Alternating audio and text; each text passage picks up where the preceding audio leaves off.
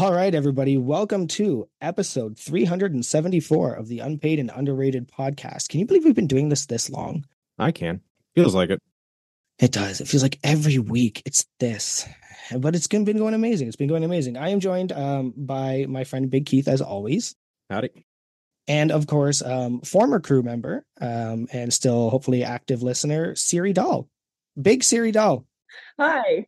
Hi, Siri. Welcome. Hello. Thank you. I'm happy to be here. Now everybody's big here, so I hope that's not Big new. Siri? I love that. Yeah. It's great. And of course, every time I say your name, I have to make sure my phone isn't like going off. But Ooh, I didn't think about that. I should have reminded y'all to turn that feature. You can turn that off in the settings. Or you can turn it. It defaulted at some update recently to where you just say Siri and it activates. And I have told everyone that sees me regularly, like in real life, go into your phone and switch it back to where you have to say, "Hey, Siri."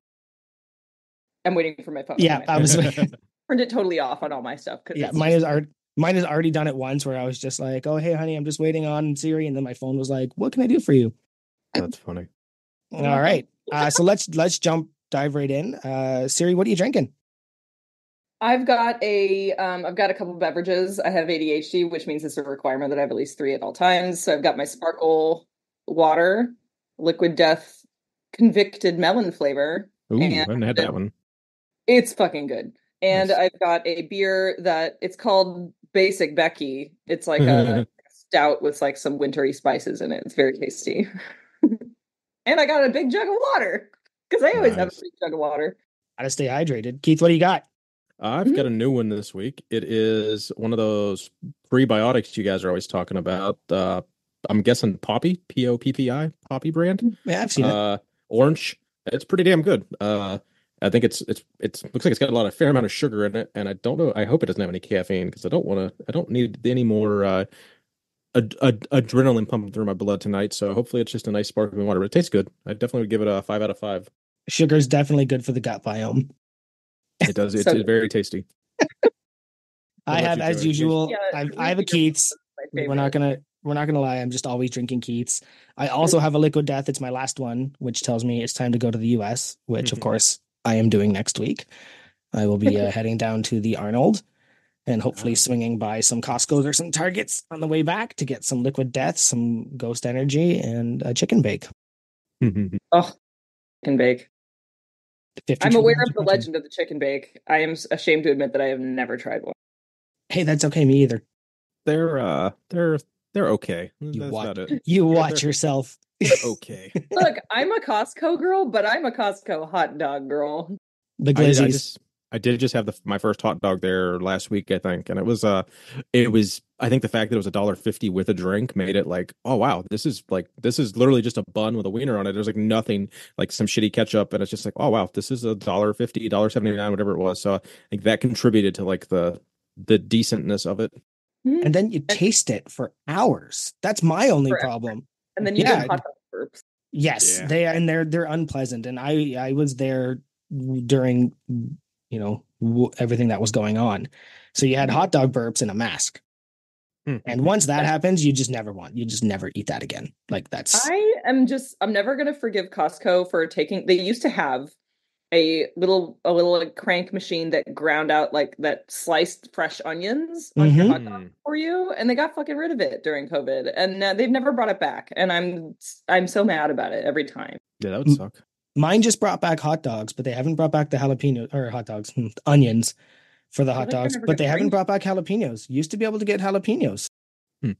Yeah, all those things that's like in a vat that people's hands might get into. Yeah. Or they would show up and just dump into like their drink. So they just steal them all. He's like, I'm just taking these home. These are my hot dogs or hot dog onions for the week. Just a Costco sized soda cup full of raw chopped onion. I've seen it. I've seen somebody just pumping ketchup into their drink, and they're just like, what are you doing with that? And look, I need ketchup on my house. Like, buy it, you psycho.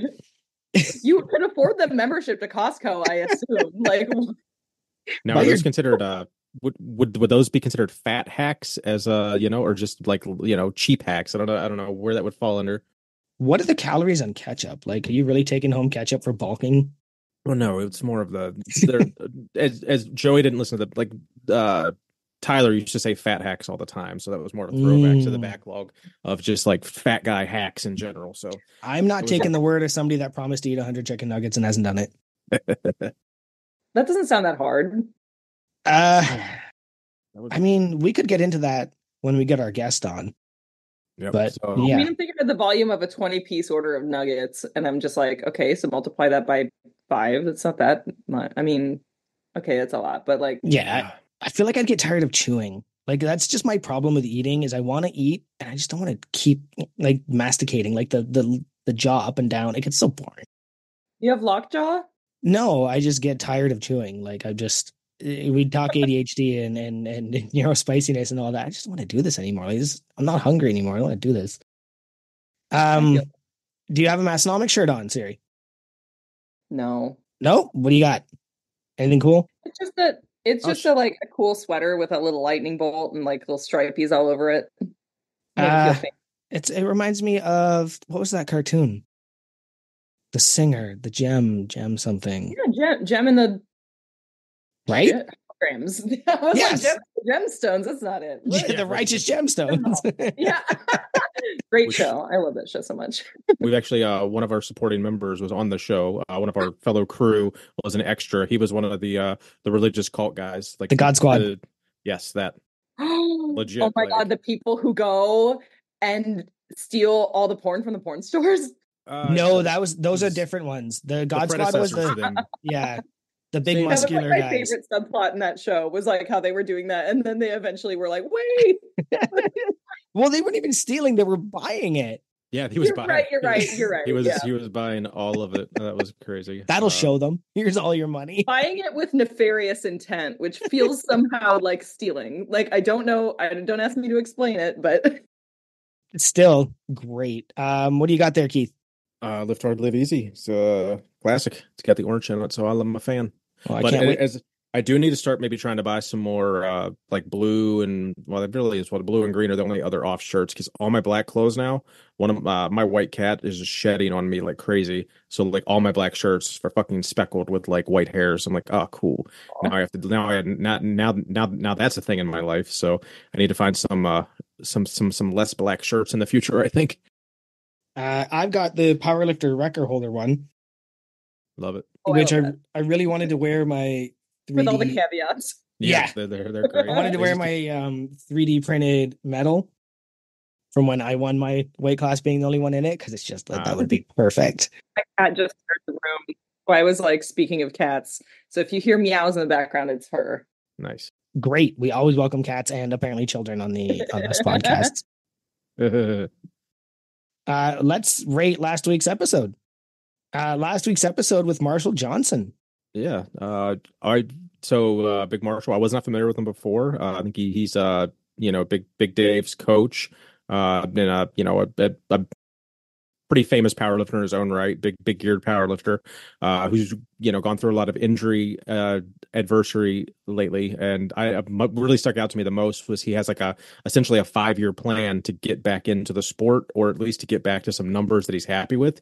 And like I think he's at the end of year 1 right now because he has to like literally build back up because he went from squatting 800-900 whatever whatever a multiply guy's put on his back, probably close to 1,000 pounds, to like getting under the bar with 135 and trying to do it pain free. So the fact that he kept like hearkening back to like, I have a 5-year plan, like this is what I have to do. Like as someone like me that's OCD about planning and stuff, like I could really relate to that, and it resonated a lot. So for that, go ahead and give it a 5 Massonomics Gym iPod touches for Marshall Johnson's episode last week. Big Siri, how about you? I would give it 5 Massonomics Gym iPod touches as well. All right. Sure. All right. I definitely enjoyed hearing Tanner be sick during a podcast because I've been sick during almost all of our podcasts, having a small child in the house who is a germ factory. So that was interesting. There was a couple times where I was like yelling at my dashboard because I listened to it while I'm driving, that I was just like, I wanted to answer that question. I know that. And then of course, as soon as I pulled over, I forgot completely about what I was mad about or what I wanted to contribute. So for that, we're going to go 5 Massonomics iPod touches. Nice.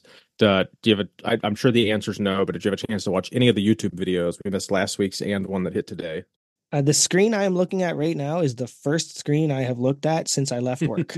So, all right, so I'll touch base on them briefly because I'm sure they're the one that watched it. So last week was the deep dish comparison where Tanner and Tommy looked at the all the different deep dishes and kind of just really focused on the York deep dishes. So obviously I love that as you know, probably one of the only other crew that actually has a pair. There might be a couple other ones out there, I'm not sure, but and then this week's episode that came out today was the Tanner and Tommy training log, which was kind of cool. It was actually, I think it might have been one of their longest YouTube videos that wasn't a podcast. It was like a legit 30 minutes. So it was just, Tommy actually trained at Massillon's gym for the first time in like a year since moving to Sioux Falls.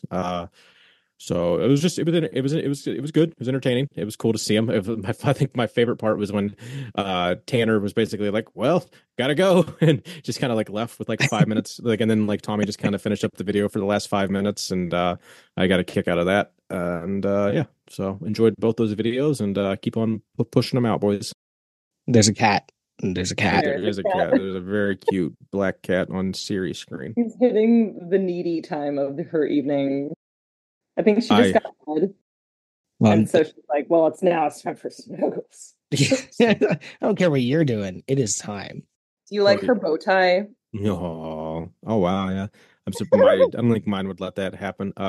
Mine would be in here right now, but I'd try to keep the door shut just because if I don't, like, my voice will carry more in throughout the house. So I try to like segregate myself. But yeah, the couple times I have recorded with the door open, they're literally all over me and trying to climb on the laptop. It's very distracting.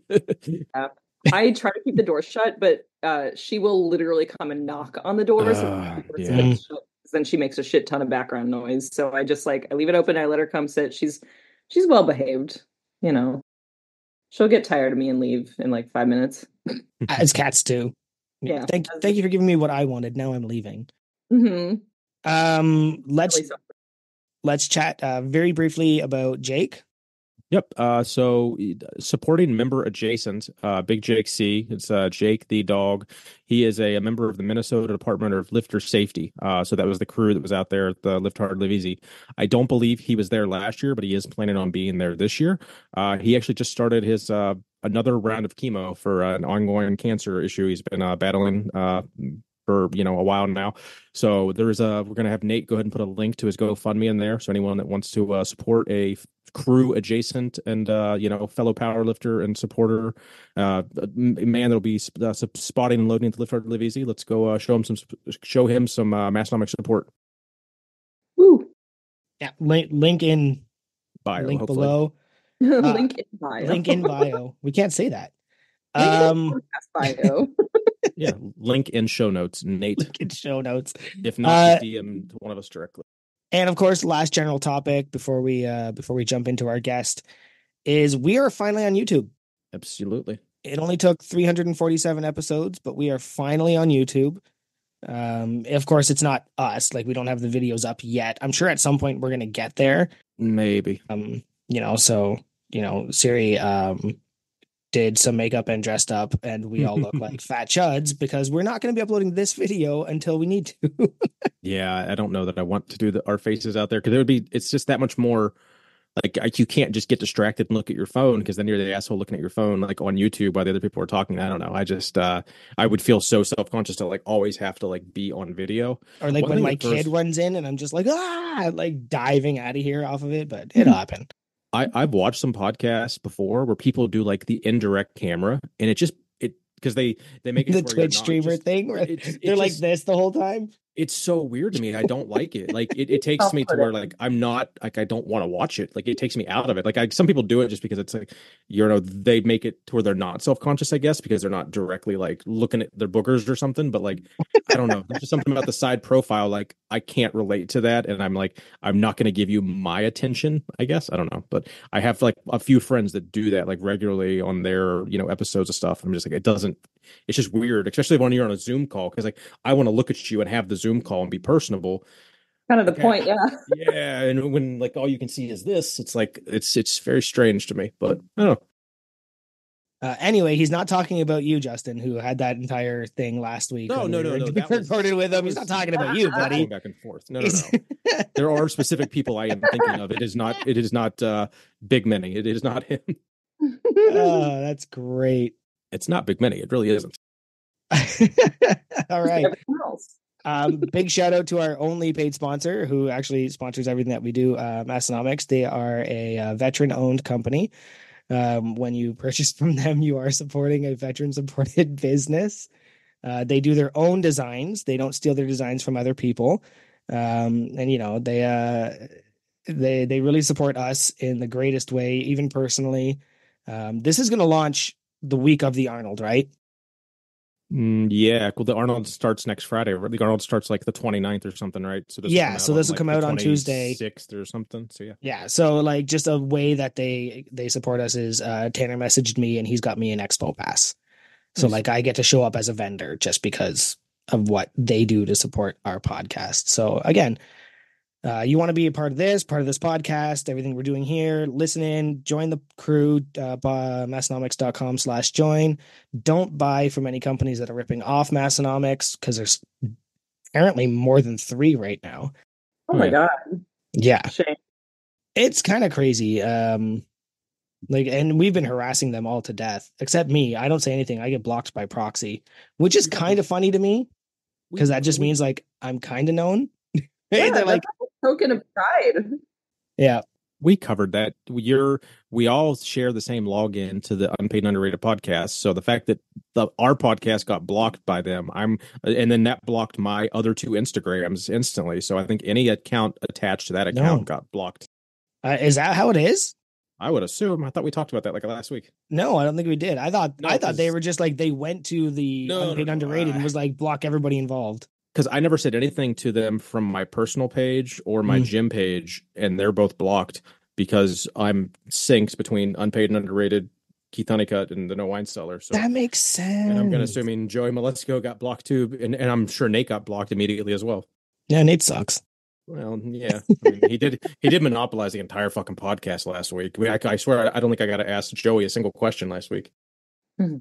Oh, we interviewed another guy named Joey. There was just too many Joeys last week. I saw that, and I was like, at first I was like, wait, what? I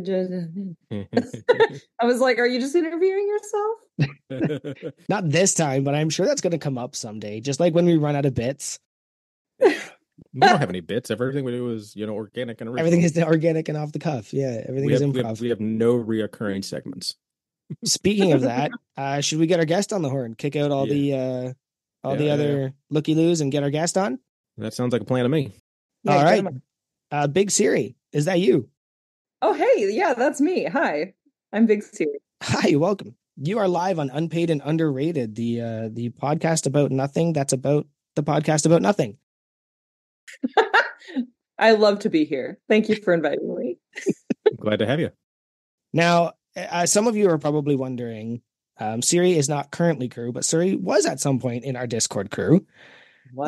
Yes, and left. But I thought when we saw that you followed Massonomics again, that it was time to get your story. So can we ask you? I never technically unfollowed Massonomics, but I did. I go through Instagram accounts like at a alarming rate because I keep getting kicked off Instagram. I think we'll get there. I definitely have that in our list of stuff to talk about.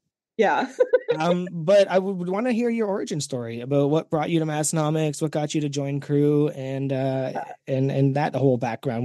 I mean, I don't remember when I first heard of Massonomics. I think it was just in the ether because once I started getting seriously into powerlifting, and really it was probably at the point that I joined a really like strength sports heavy gym, and it was just like a thing that my brain like absorbed via osmosis, probably from seeing enough dudes around wearing Massonomics shirts. And so I know at some point I just was like, what is that? And I Googled it and I was like, that's fucking cool. Indeed. And that probably wasn't when I actually joined as a supporter. I think that was probably a little bit later on. But yeah. And the reason that I let my membership go is because I had some injuries, like it's like November of last year, and I just basically couldn't lift at all. And like any lifting related content coming into my feed or being presented to me in any way was just like making me depressed about not being able to do anything. So yeah, but I actually just started training again in like January. Oh, awesome. Yeah, Yeah. no, I think a lot of people can relate to that. I know my wife can. She actually lifted before I ever did, and like she got me into powerlifting in general. And then she had a major surgery and a lot of physical setbacks, and she really can't lift anymore. So she Yeah. doesn't love seeing it on Instagram and doesn't love it being shoved down her throat. So I think I can relate via her relation to that 100%. Yeah.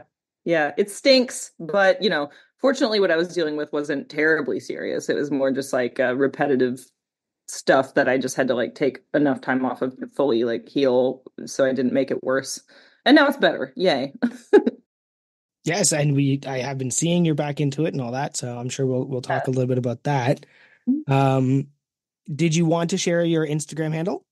Yeah, it's at the Siri Dahl. TheSiriDahl. Oh wait, no, that's the old one that got deleted. Okay. The one that I have now it's the same thing. It's the Siri Dahl again. Oh, nice. That's Yeah. witty. I like that. I like that little jab at the end. That's good stuff. And that's the real one, not the other ones that keep following me that are just reposting your stuff.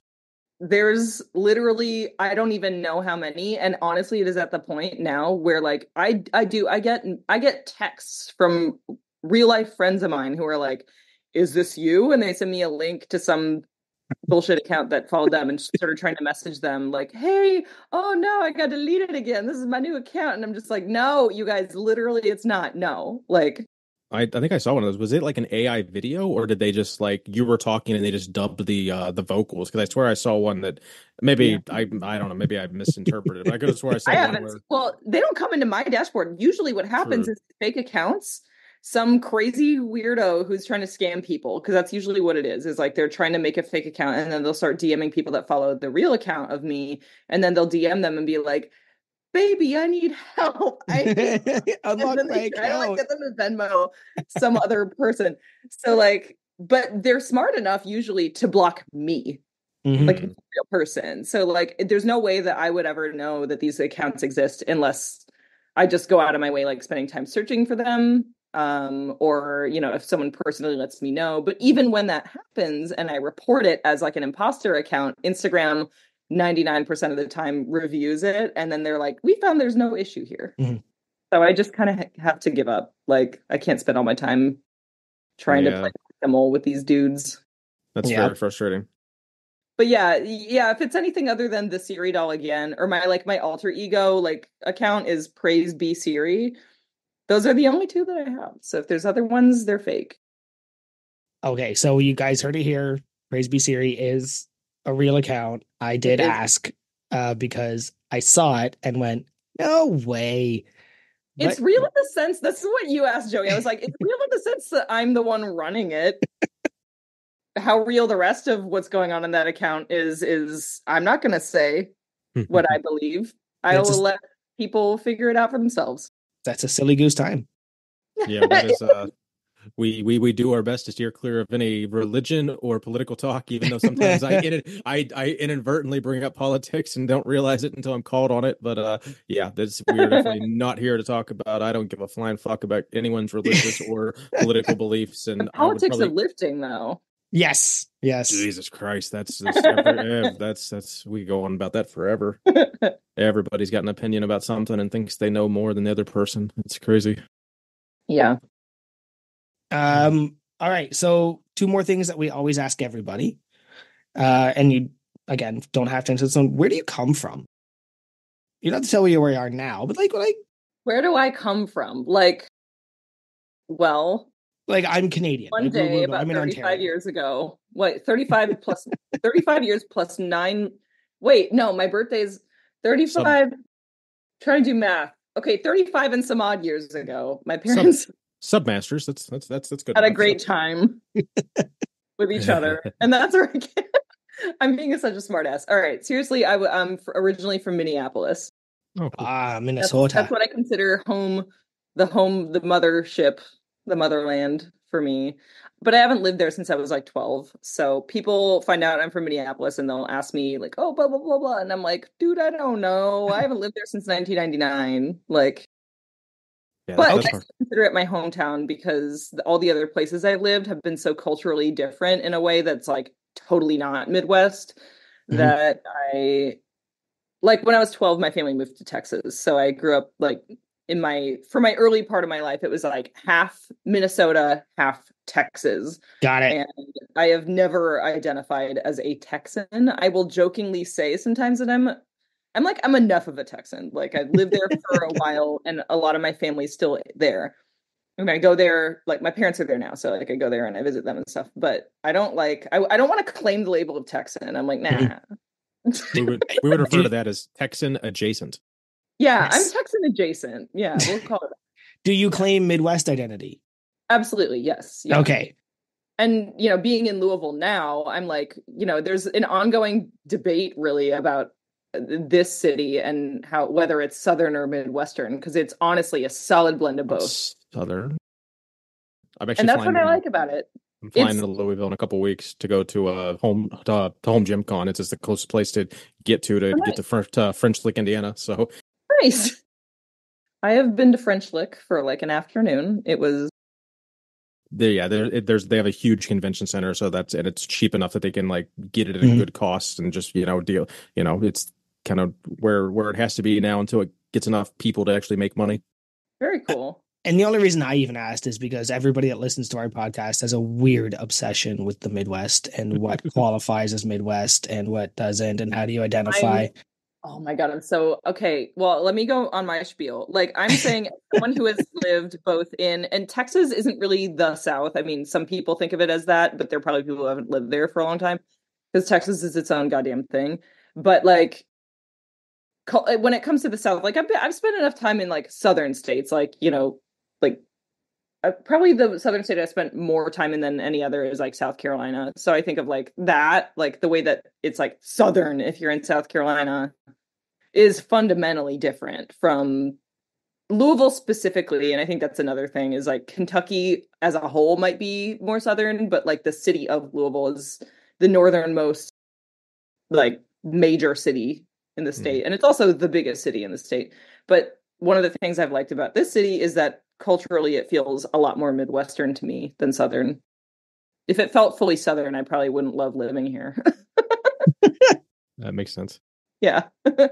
I have no opinion, and I find that every time they get into the is Ohio Midwest, is this Midwest, I just tune out and all becomes static to me because half that's gonna be because you're Canadian, right? Is Ohio Midwest, or is it like Heartland, which I feel like is different a little from Midwest? Like, has anybody said that yet? I don't believe like it might be a first, maybe. Yeah, you might have just set a precedent there amongst the crew because everybody argues whether it is yes or no, but nobody's ever said the phrase Heartland. Yeah, I can't see how they're Heartland. I think of that encompasses like a lot of parts of like Indiana, Ohio, and maybe even some parts of like Western Pennsylvania. I could see that. It's not Midwest, obviously, but it shares a lot more culturally with like Ohio than it does with like the East Coast. Okay, I can't wait to see how they react to that phrase. I love geography. All right. And then the last piece that we ask every single person, is there a piece of Massonomics merchandise, shirt, flag, anything that you wish you had got that you can't get now? Oh my God. That I can't get now? Yeah, like something that's in the vault now, or just something you wish you had that you could get now. Like, what is the one piece that you missed? I don't know about ones that I've missed because I haven't kept tabs enough on like the apparel merch stuff. But the one thing that I keep goddamn seeing, and I just every time I see it again coming through my like Instagram feed, and I'm like, why haven't I gotten one yet? Is the drink spotter? Oh, yep. Nice. Oh, you need one. You need one for sure. It's such a great idea. It cracks me up. Like, and to be fair, like honestly, if I got one, I would probably only really, I don't know that I'd remember to even bring it with me to like my local gym. But since I have a bit of a home gym, I'm like, I just want one for the aesthetic in my home gym at this point because I have enough space. I have like big, wide windowsills I usually set a drink on. But part of me is not safe. Want the little like, actually, no, you're right. It's not safe because you know who comes into the gym when I'm working out? The cats.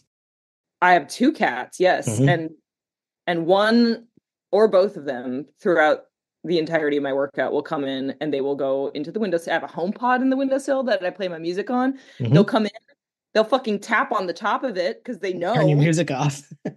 Yeah, they do. And when I'm not in the gym, they go down there and they tap on it to turn it on. So I'll hear like fucking Tool blasting up my basement at like 10 p.m. like for no reason. So I'll chime in on the drink spotter and how it's beneficial in a home gym, especially if you have cats. So for me, I drink my pre-workout just out of a cup, not necessarily a shaker bottle. So I can't just hit a cup anywhere ground level or even like waist level because the cats will literally fucking get in it and drink the caffeine and die. So I specifically have like when I have my pre-workout and it's still like in just like a solo cup or a Dixie cup, and I put that fucker up as high as I can just so they can't get to it. Your cats drink your caffeine? They would poke their head. The most shocking part of that to me. What cat in its right mind is like, They would put their head into any like open container, and even if it was just a sniff and a lick. Like I saw my cat eat a fucking like a ball of cobwebs the other day, and I was just like, "What the fuck are you doing?" And I was trying to grab it out of its mouth, and it just like it was gone. I was just like, "Oh, it's just gonna be on his whiskers." I'm gonna grab it off. The next thing I know, he's just fucking, just chomping at the bit, and it's gone. Don't cats need taurine to live? I don't know what that means. I believe so. Yeah, I definitely read that somewhere. Yeah, and that's in most energy drinks. So like maybe you're helping them out. Like their heart's gonna explode, but the taurine's going to help. I already buried one cat this year. I don't need to bury another. I'm so sorry. Thank you. Oh yeah, there's lots of cat talk that I assume you two are going to have. I don't have any pets. I buried my cat 5 years ago. But luckily that gave me permission to move away and have children. So, door closed, window open type of deal. Deal. She gave me permission. She gave me permission by passing away. On a lighter note, I don't know. On a lighter note, I want to hear about your fitness and lifting journey in general. Just any, has it been something you've done since you were younger? Is it something that you found, in your adulthood? Like when, where, why, how? What keeps you coming back to the barbell? I'm definitely a late bloomer when it comes to fitness in general. Like I wasn't. When I was growing up, like I was not encouraged. I didn't come from a family of like athletic people at all. Like my family's all completely Scandinavian. I'm like Swedish and Danish and Norwegian, and we're all like big stocky people. But like my dad's a musician. My mom was like a corporate like professional person, and there was never an emphasis on like playing sports or doing. I mean, there's an emphasis on like being healthy, but it wasn't about like I didn't play competitive sports growing up or anything. And I didn't want, I don't know, something about like team sports freaked me out when I was a kid. I felt like I don't want the responsibility of all these people relying on me. But around the time that I was in like fourth grade, I like begged my mom to enroll me in karate classes. So that was the only thing I did growing up as a kid. I did karate from like fourth grade up until like 11th grade. And I have two brown belts in different kinds of martial arts that I got in that amount of time. And so I really loved that growing up, but I dropped out of karate stuff when I was right before my senior year of high school. And it was only because I was like, hitting that stage where like your friends are getting driver's licenses and everyone's getting more independence, and I was like, oh my god, every time I'm invited to go do something cool, I have fucking karate. So I quit. I also realized like this isn't gonna be a thing I do for my whole life. Like and yeah, after that I had like there was zero fitness anything in my life for a very long time, because I just didn't feel like I loved martial arts, but I didn't ever find a love for any other kind of physical activity outside of that, except maybe some yoga here and there. I had a yoga phase for sure. I think everyone did in the mid 2000s. And so when I started getting into lifting, it was around like 2013 or 2014 was not when I got into lifting back then. 2013, 2014 was when I started honestly like giving a shit about physical fitness again. And so that by then I was like 23, 24 years old. And it took me a while to find powerlifting specifically, but the trajectory looked like I knew that I wanted to be in better shape and feel stronger. And so I started working out regularly, and I was just going on like internet crap that was available at the time, which, as a woman in her early to mid 20s, a lot of it was just pushing like heavy cardio and like HIIT workouts and stuff like that. So I did a lot of that, and I didn't take me too long to realize that I kind of hated it, that I was bored. Like, honestly, I was just bored a lot of the time. And I remember the day that I Googled the phrase, I think it was verbatim, like, how to get fit without ever doing cardio. And it was, and the internet was like, strength training. And I was like, oh, well, shit, I feel like my brain should have like put this together, but it didn't on its own. So thank you, internet. And from there, for a while, I just used like, tried different, there was a bunch of weird like fitness apps that were launching around that time in like the 2010s. And so I was hopping from fitness app to fitness app. Like, I don't even remember what a lot of them were called, but it was cool. It gave me kind of a way to like have fun and explore like different methods of strength training. But I still wasn't serious about it. And then when I finally started to get a little more serious was probably like I want to think it was like 2016 or something. I joined a Reddit group that was just women who are into like strength training. Someone, I don't even remember, a friend of mine recommended it to me. And so I joined this Reddit group, and then that started me on and then I learned about like different like powerlifting programming things. And I was still at that point completely winging it, like doing it on my own. Like I was just using whatever internet resources I could find to like try to figure out how to learn to lift. And I would I would film myself doing like a squat, and then I would post it in this like Reddit. At that time it had converted to like mostly a Facebook group. So like post a video and like ask for feedback. And so totally still self-taught, and like like it was good, right? It was necessary that I was going on that path.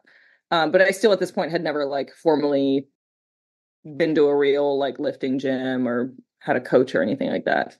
Yeah, and along the way at some point I tried CrossFit.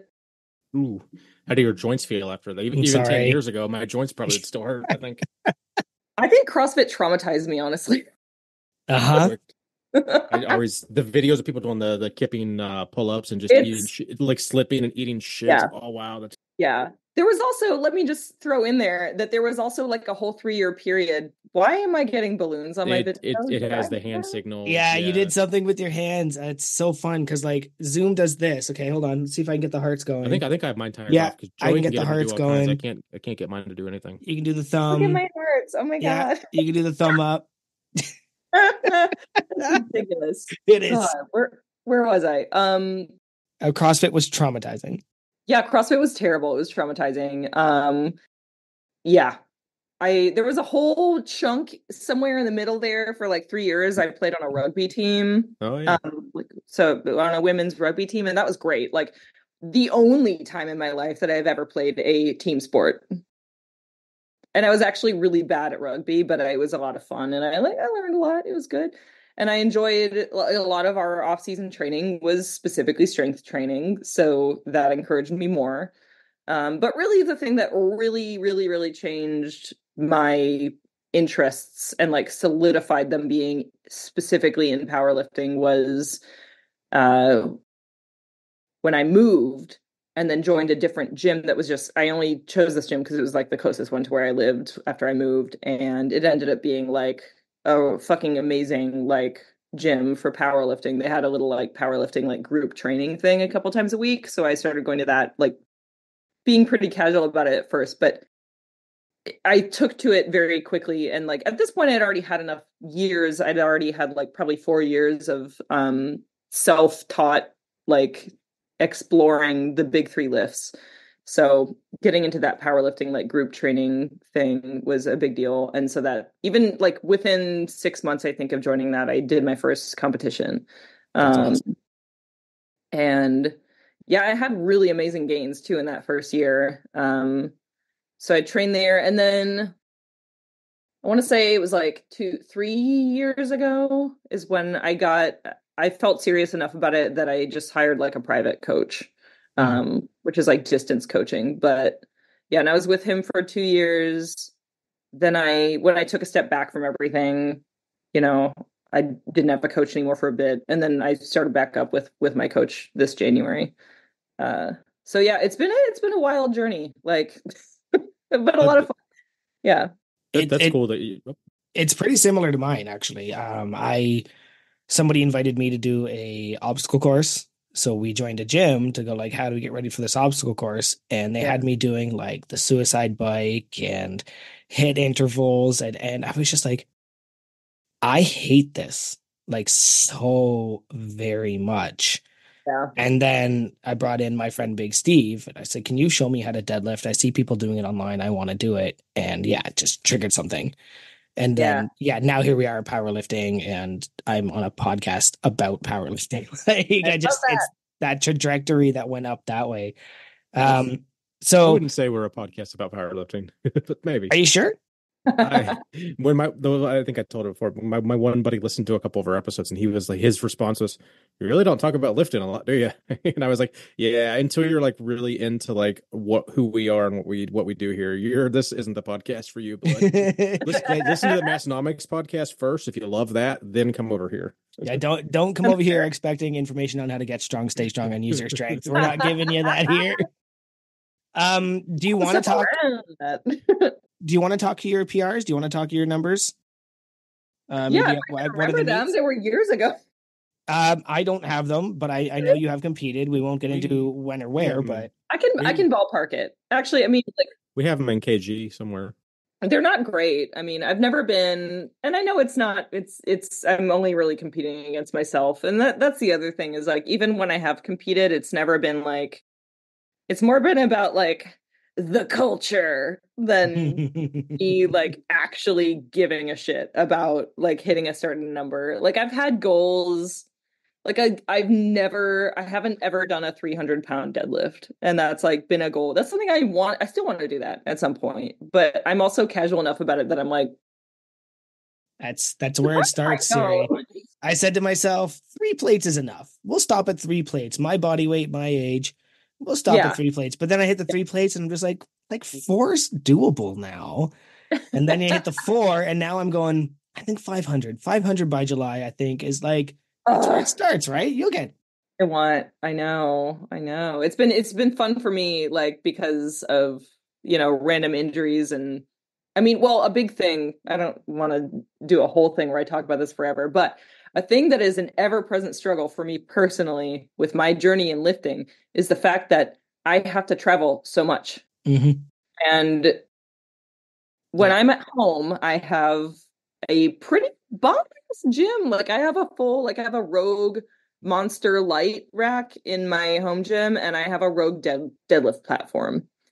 So I can do pretty much all the shit I need to do, with the exception of a very few like accessories that might require like a specific machine or something. And then I also have access to a really, really good, well-equipped powerlifting gym that's like 15 minutes from my house. So I have a lot of resources, but that's when I'm at home, and I spend like probably 10 days a month away from home. Mm-hmm. So it's an ever-present challenge to like keep my schedule when I'm traveling. Like it sucks. Yeah. I was out of the city for 3 days last week and just pretty much rode off an entire week of lifting. Yeah. Because just like my coach is used to it, and I love that he's flexible like that, because he's well aware that there is going to be those times that I'm like, man, I got to combine these days. I got to push that day. I got to do the lift this day, but then do the accessories the next day. Like it's crazy. I'm a barbell athlete. Am I going to go to the hotel gym and use the incline press machine? Like, no, I'm not going to. Have you at least found enough gyms? And like, if I assuming you go to the same general places, do you have like a list of places on your phone of like, all right, when I'm in this city, I know I go to this gym. And when I'm in that city, I know I go to that gym. And just like, but Yeah, is that something Pretty you kind much, of? yeah. I mean, it's like I go to LA more than anything else, Los Angeles, and then sometimes I'll be in Vegas for a couple days. And when it comes to Los Angeles, like it's so big, and like Yeah. I'm in LA, I'm usually staying in the San Fernando Valley, which is like there's a real like lack of good strength training Okay. gyms around there. It's mostly just like commercial Yeah, it's gyms and frustrating. whatnot. Um, so like I'll make do at like an LA Fitness or whatever, but Hmm. when I have the time to do the drive, I go to Barbell Brigade, Oh yeah, that'd be cool. Yeah, LA. It's Bart great. and Geo. Yeah. As far as Vegas, like I've never actually gone to any independently like or I've never really been to like a standalone gym in Vegas. I'm usually not there for long enough that I even Okay. really have to Mhm. work something in. But if when I have in the past, there's one fucking hotel in Vegas that I'm aware of that actually has a regular like a squat rack and like they don't have a deadlift platform, but they do have like bumper plates, so you can like functionally kind of like do a Hmm. deadlift in there. Yeah, and that's nice. Yeah, it is. It is. I work on the road periodically. This past year has been very light, but previously I'm on the road like 20%, and I've gotten very good at like, all right, this town has this gym, that town has that gym. It's like this hotel does have a better cable machine if I need to do a shitty hotel workout, Yeah, but it's still it's like I don't want to work a 10-hour day and then have to go drive, an hour round trip to go to a gym because I've had a home gym for over like a decade. So it's like I don't do fucking home gym. I don't do commercial gyms unless I am on the road. And it's just yeah, it's such an added level of like I already don't want to be here and now I have to go get in my work van and drive to a commercial gym and then fight the fucking general public to find a squat bar or something. It's like, yeah. oh I know. God. The worst is when I go into a hotel gym and I get excited because I think I see a squat rack, and then I get closer and I'm like, it's a goddamn Smith machine. It's a Smith What machine. a oh, fuck. Um, I let's. just pick up a plate and I throw it at the wall. I want to do one more lifting, one more sets and rep Mhm. conversation. Tell me more about that home setup. So you've got a rogue rack, rogue Yeah. deadlift platform. What's your barbell? Is it also a rogue? Let's see. I think are they all Texas? I have a Texas power bar, and I think they're all Texas. Yeah, I think they all are. They all are. Yeah, I have a Nice. Texas power bar, a squat bar, and a deadlift bar. Love I, it. I just got my Texas deadlift bar during a hypertrophy phase, so I'm barely deadlifting with a deadlift bar. And I'm looking at it, thinking of the money I spent, and I'm like, come on, like I need to get into that strength because I want to use that bar so bad. Yeah. So is the next step wrestling? Like, are you suddenly going to be a wrestler in the next phase? I know why you're asking this. Of You've course, been you know looking at my why. Instagram stories. It's actually one of the common things in this podcast is I am a wrestling nerd. Oh And my God. You're probably you know more than I do then. I actually don't know very much at all. to be fair, I know more than most of the people that we talk to, but you have a leg up on me. Yeah. So yeah, I'm friends with Mick Foley. That's awesome. He's no, like I was texting him the other day. Like he's great. I've known him since like 2012. So Oh, wow. we've been friends for a while. Um and it kind of works out well because he lives like somewhere in Tennessee now, and he has been coming up for the last couple months, like once or twice a month, to do like kind of a guest appearance on Ohio Valley Wrestling stuff. So yeah, so that's the thing that you saw, Joey, was like Mick texted me. He was like, "I'm gonna be in your neck of the woods to do this thing," and I was like, "I gotta go. That sounds like too much fun." And And of that's the course, first time I'd ever seen a live wrestling event. that's the first one. Mhm. So OVW is of course iconic. It is, Which I didn't realize. I felt really yes, dumb when I went. I was like, absolutely. "Oh, this is fucking bomb! I can't believe this is Yeah, in my backyard, and I'm just now finding out about it." yeah. OVW isn't some like garage where a couple guys are just battling it out. OVW is an iconic federation that has been around for decades. There's actually a documentary on it right now, I would think on Crave up here in Canada, we call it, but I think it would be your guys' Paramount or Peacock. Mhm. And it's just it's called The Wrestlers. It might even be on Netflix. I don't remember. I have so many streaming It things is I on pay. Netflix. Yeah. Yeah, okay. And it's like Yeah, it's incredible. And you were just like, I'm at OVW. And then I was like, what? Like, do we need to talk about Not only that, I got to go wrestling? backstage. Oh, stop. Like, just stop. Yeah. I got to go backstage, and it was very funny because I went backstage like pretty early on in the first. I've been to two of their recordings now, but like this was the first one that I went to where I went backstage, and because it was just because like Mick was back there, and there's a long explanation. He like it took him like forever to drive up because the weather was really bad, and so he was like gonna have to get going, and he was like, just come backstage and like we'll actually be able to talk. So I went back there, and this is before the show had really fully like gotten, it was like 45 minutes in, so there's still quite a bit of time, like several matches left. So most of the guys that were hanging out backstage, I was like, I have no idea who you are. I have never watched you. Did they know who you were? What was that? Did any of them know who? Did they recognize you at all? Maybe. I don't know. Like, there's a thing where when people recognize me, they rarely ever say that they do, and I get why. Yeah. Okay, I can see that. But it's like there's kind of a game that happens where it's like there's a look, and I'm like, is this a look of recognition or is this a look of like hello? And so I'm just like, I leave it up to them because I'm like, I'm not gonna be the one who like brings this up. Like, you can, if you're a fan, then you can come say that to me. And that's not weird. Do you know me? I know what I do. Like, we don't need to make it weird. But yeah, no, there was Mick. Actually, this is very funny to me. He told me that after I left, because we chatted backstage for like 10 minutes, and then I went back into the the stands to go take my seat back. Yeah, and to go watch. And he said that one of the wrestlers, and I'm not going to say who, I honestly don't even remember who it was. Like, I don't remember. There was like 4 or 5 guys that were like bigger dudes in OVW who came back and like said hi. So I'm like, I don't even remember who it was specifically. Mm-hmm. But Mick said that like I shook hands with several of them, and we chatted for a minute, and then they would like go wander away. But Mick said that like one of the guys after I left turned to him and was like, who was she? And he was like, oh, that's my friend Siri. And the guy was like, she's a star. That cracked me up because I was like, I don't know that, I'm pretty sure that person has no idea what my day job is. So, but also not wrong. Also not wrong. I guess not. Yeah. I'm like, I don't know. I am a star. Hair flip. People can't see the video. Hair flip. I know. I gotta say hair flip.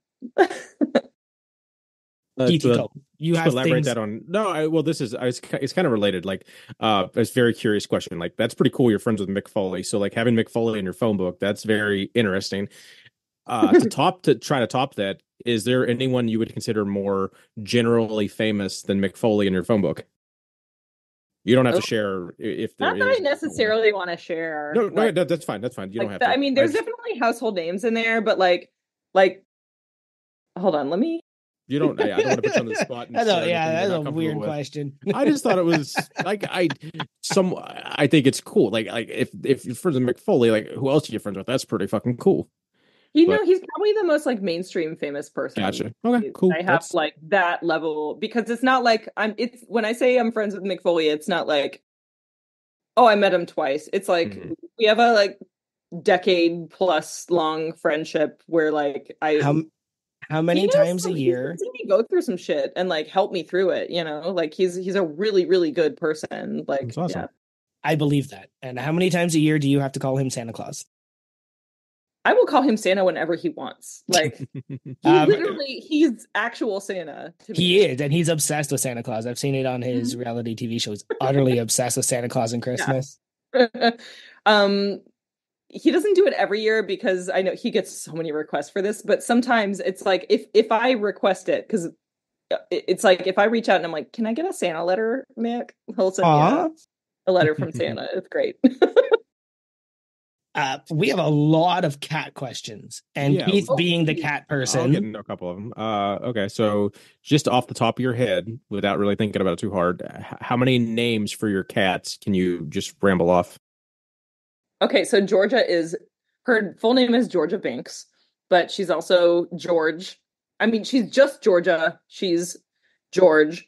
She's bonk, chonk, strong chonk, chocolate chip, baby. Like, I know that there's a lot more as well. But those are probably the big ones. Those are the most commonly used ones. And then for my other cat, his name is Lenny Beans.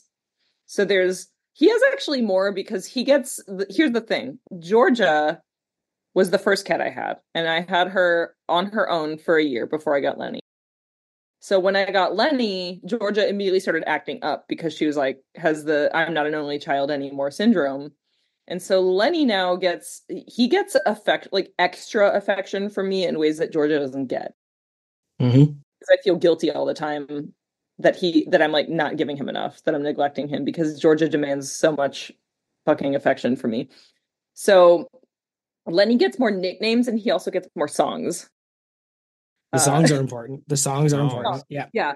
Every song, when I had a cat, every song ever was about my cat. Like you would just somehow turn every song ever, you'd be listening to it, then you would sing it about the cat. Exactly. Mm-hmm. So like Georgia has like 2 songs, but Lenny has like literally infinite. It's also just easier because everything rhymes with bean. Yeah. Yep.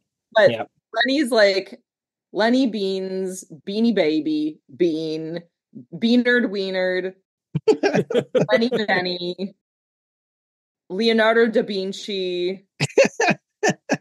God, that's I know there's more that I'm not remembering off the top of my head, but it gives you an idea. Like, that's crazy. Yeah, so you exceed the typical 2 or 3 variations that I think at least I don't know what most people use. I think all my cats have all like definitely sub 5. I don't know that I've had more than 5 that I would regularly use. So, and they know every one of them too, which is amazing. Yeah, I've never had a cat that responded very well to his name because they're just like, nope, I'm not going to listen to you. My wife, they'll listen to my wife. They don't listen to me.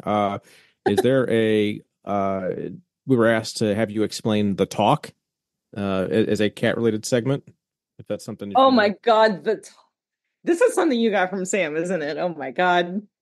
Sam and I were roommates for a couple years, so he knows. And he was there when we were roommates at the time that I adopted Lenny. And so he was like Lenny's original papa, as I would describe it. But okay, so the talk is a thing that I do with at least one cat on a daily basis. And it is where I know this is an audio podcast, but in case there's ever a video component that comes, I'm just gonna like mime what I do.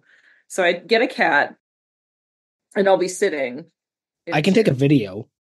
Yeah. And then after this comes out, when it's released, who our guest is. The video goes to the iCloud, so you can just you can just do this later. Yeah, we'll do it live. Screen grab it from all right. Do it live. We'll do it live. As heard on the Unpaid Notary podcast. Originally.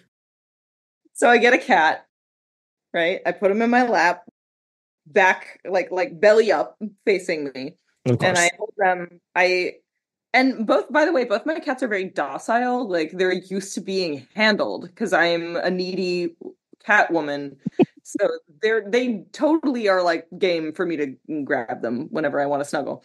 So they don't fight me on it. I grab them and I put them belly up. I lay them in my lap facing up, and then we're face to face and I hold their little hands in my little hands.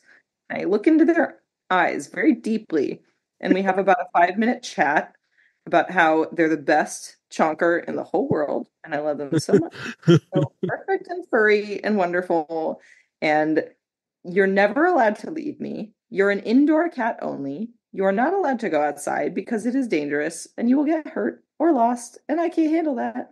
And also, remember when I adopted you and I was 30 years old?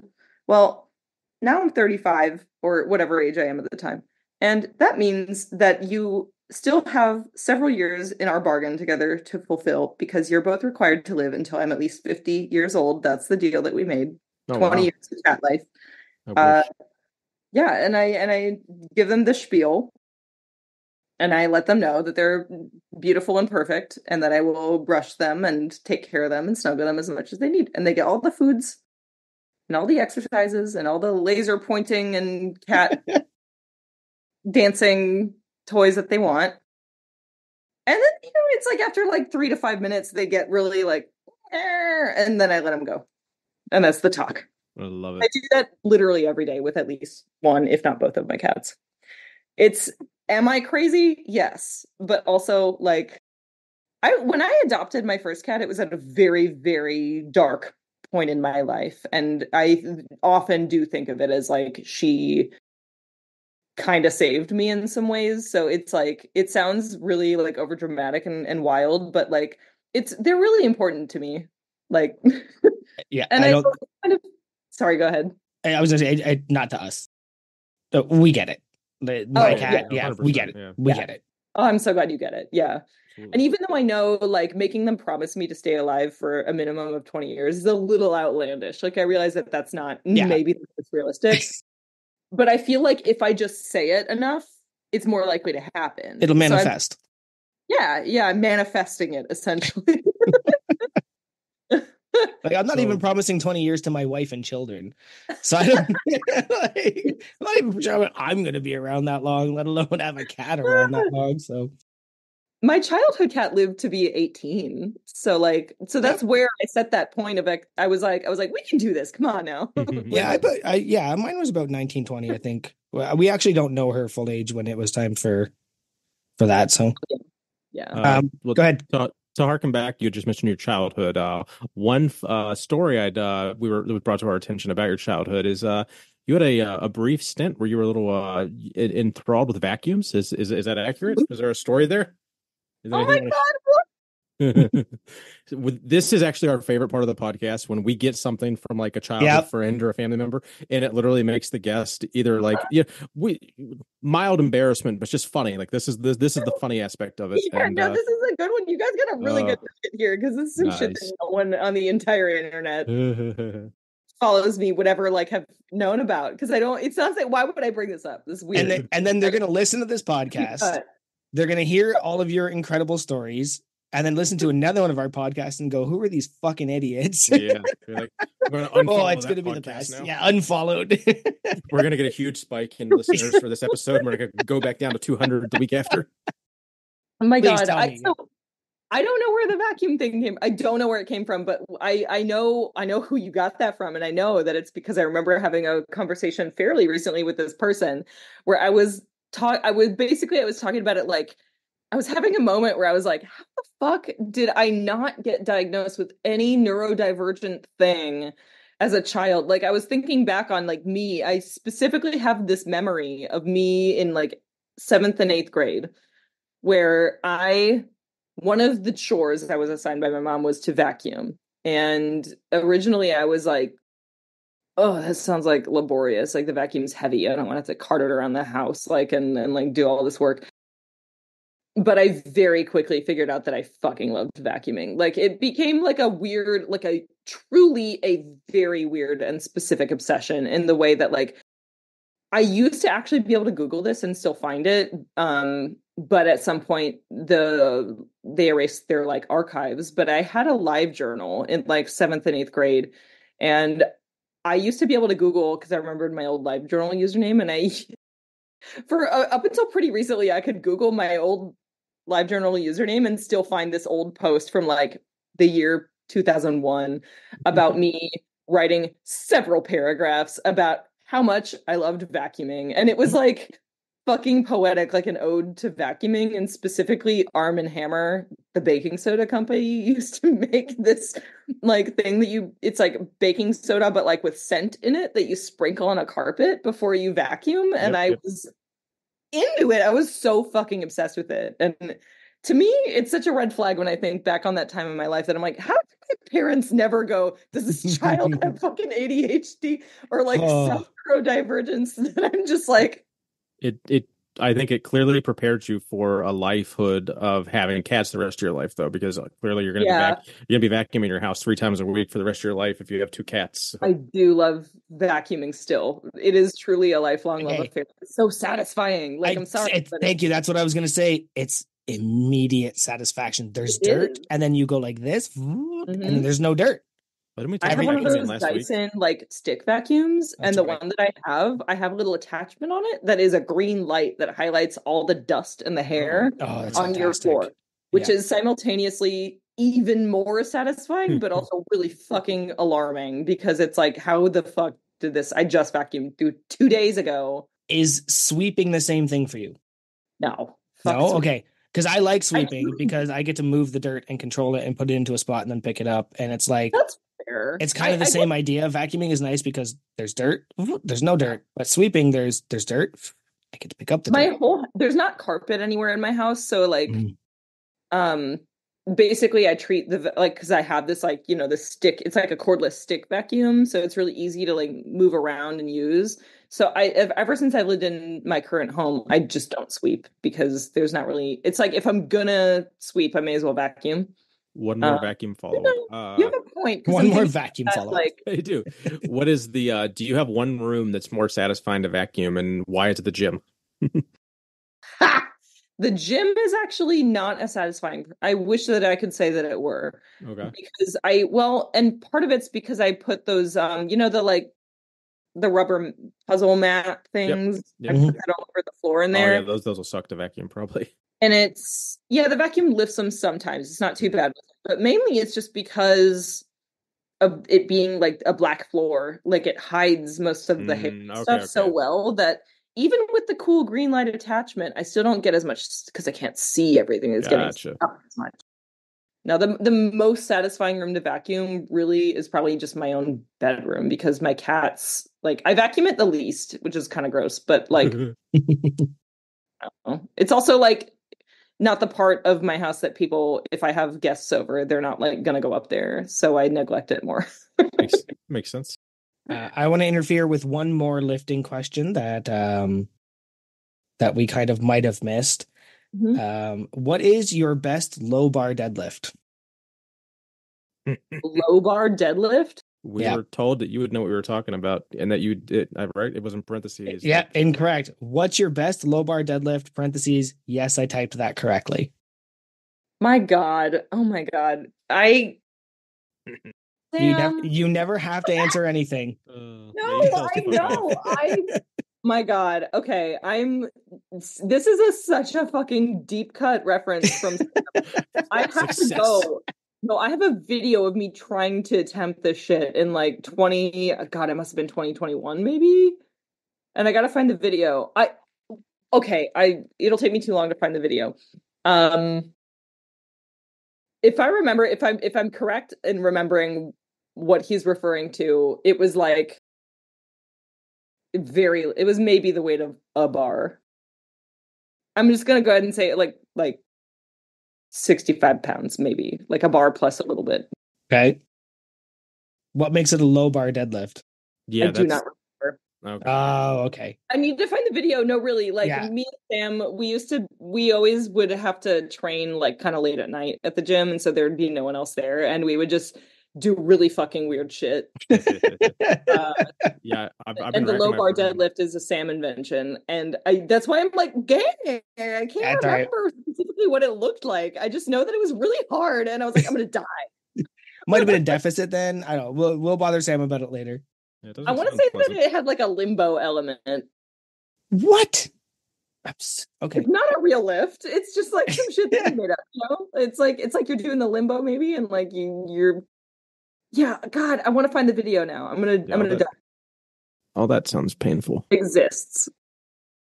I'll find it. I'll send you. I will find it though, and I will send you some supplementals after. Yeah, no, we can. That's perfect. We'll throw it in a story or something next week for the listeners. I assume once it lands, because we're not gonna like tell anybody what's happening until it lands, but we're not gonna hide it when it does. So in the past, what we've done is we've made jokes like, "Oh, there's a guest person," but literally it's just like Tanner from Assonomics jumps on for 30 seconds. And he's like, "Hey, you guys are doing great." We're like, "Hey, thanks." And then we label him the guest host or the guest. But what we've done is we've actually told nobody that you're here. We haven't posted anything about a special guest, like anything. We're just going to launch, "You're here."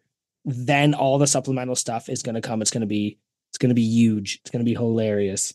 I love that. Excellent.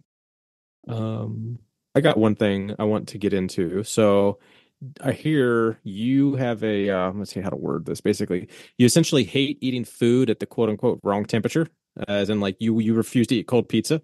Like I think Yes. cold pizza is amazing. For me, ironically, there's a running bit that I eat cold leftovers every day, specifically cold chicken. So I always get made fun of because I don't have access to a microwave. I'm not going to carry this whole big fucking like USB plug-in microwave lunch pail thing. I share a tiny van with a coworker. I don't have room for all that shit. So I just have gotten accustomed to eating cold food for the last 20 years of my adult like working career essentially. So what is there just are there specific foods that are worse than others, or you just refuse to eat cold food in general?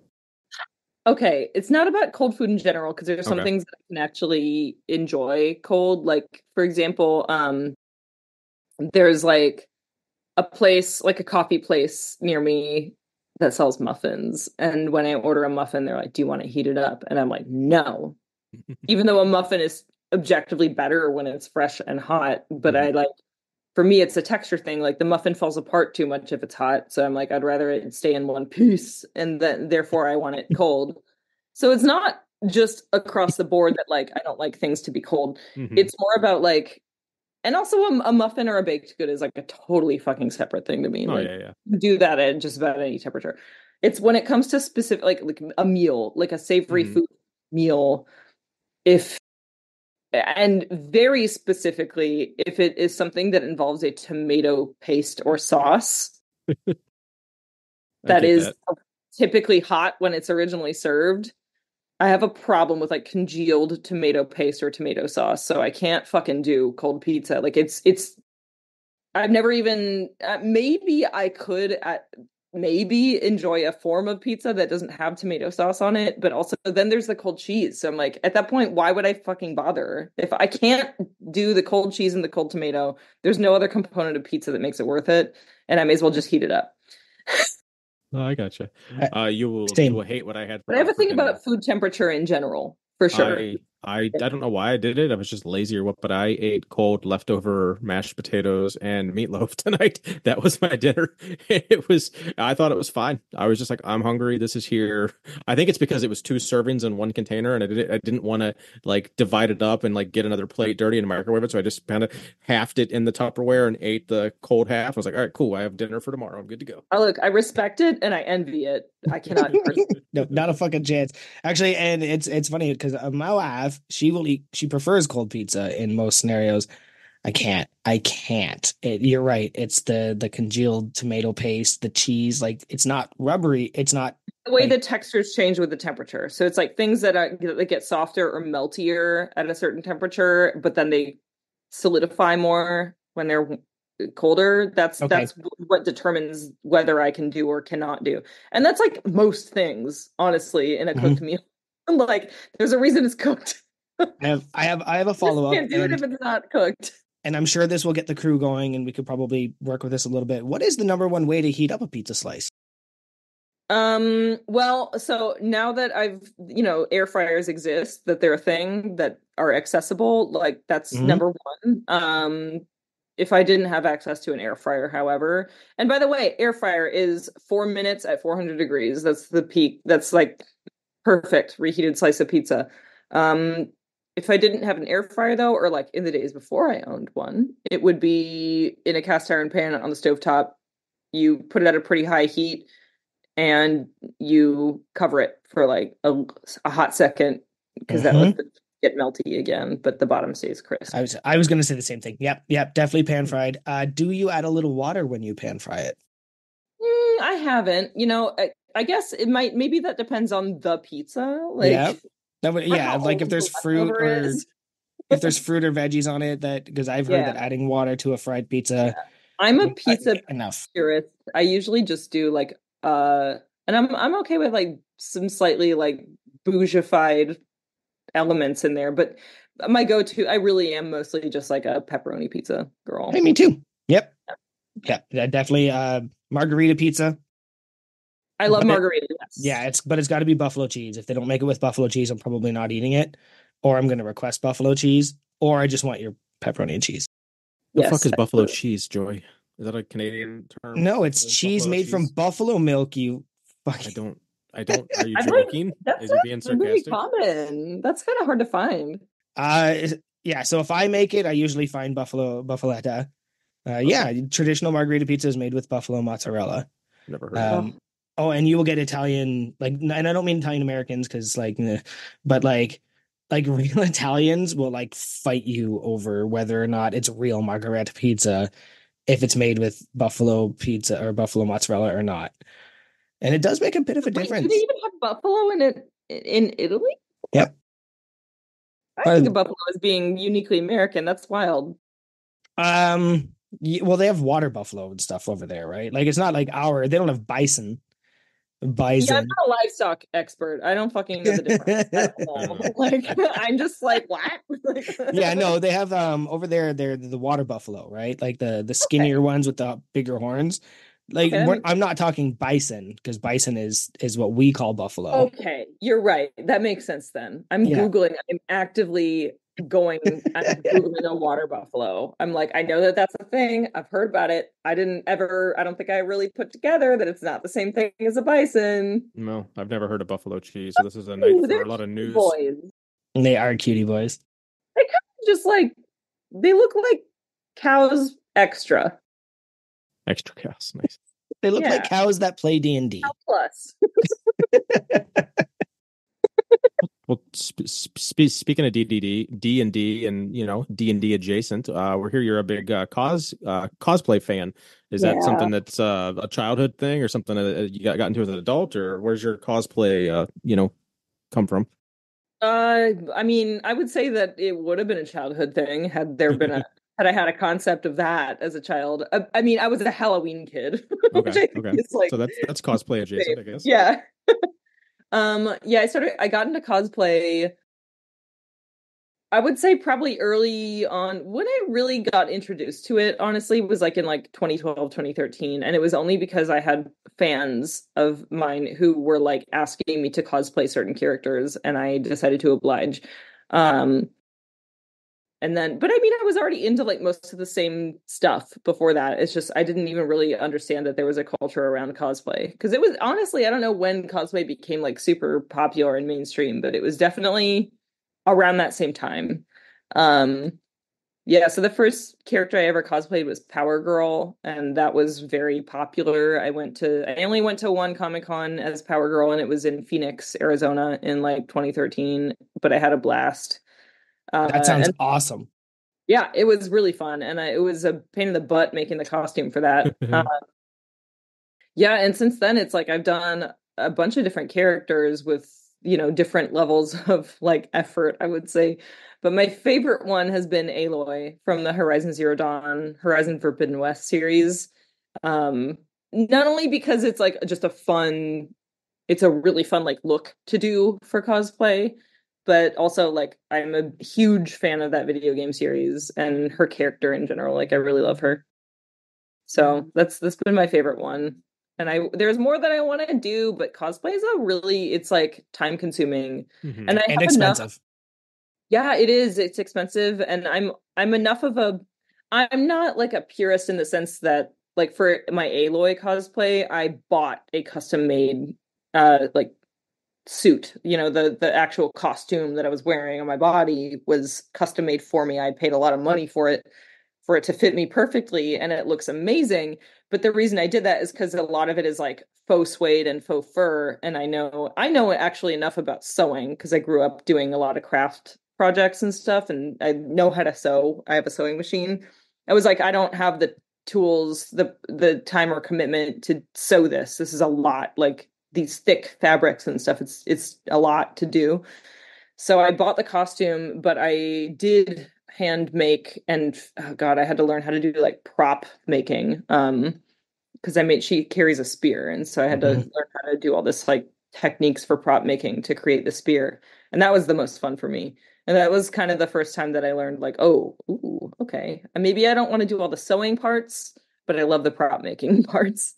Nice. So now I look for new characters that I can cosplay that would give me a fun chance to practice prop making more. In an ideal world, who's next for your cosplay? Like time and money. Who? Karlach from Baldur's Gate 3. She's like a demon mommy.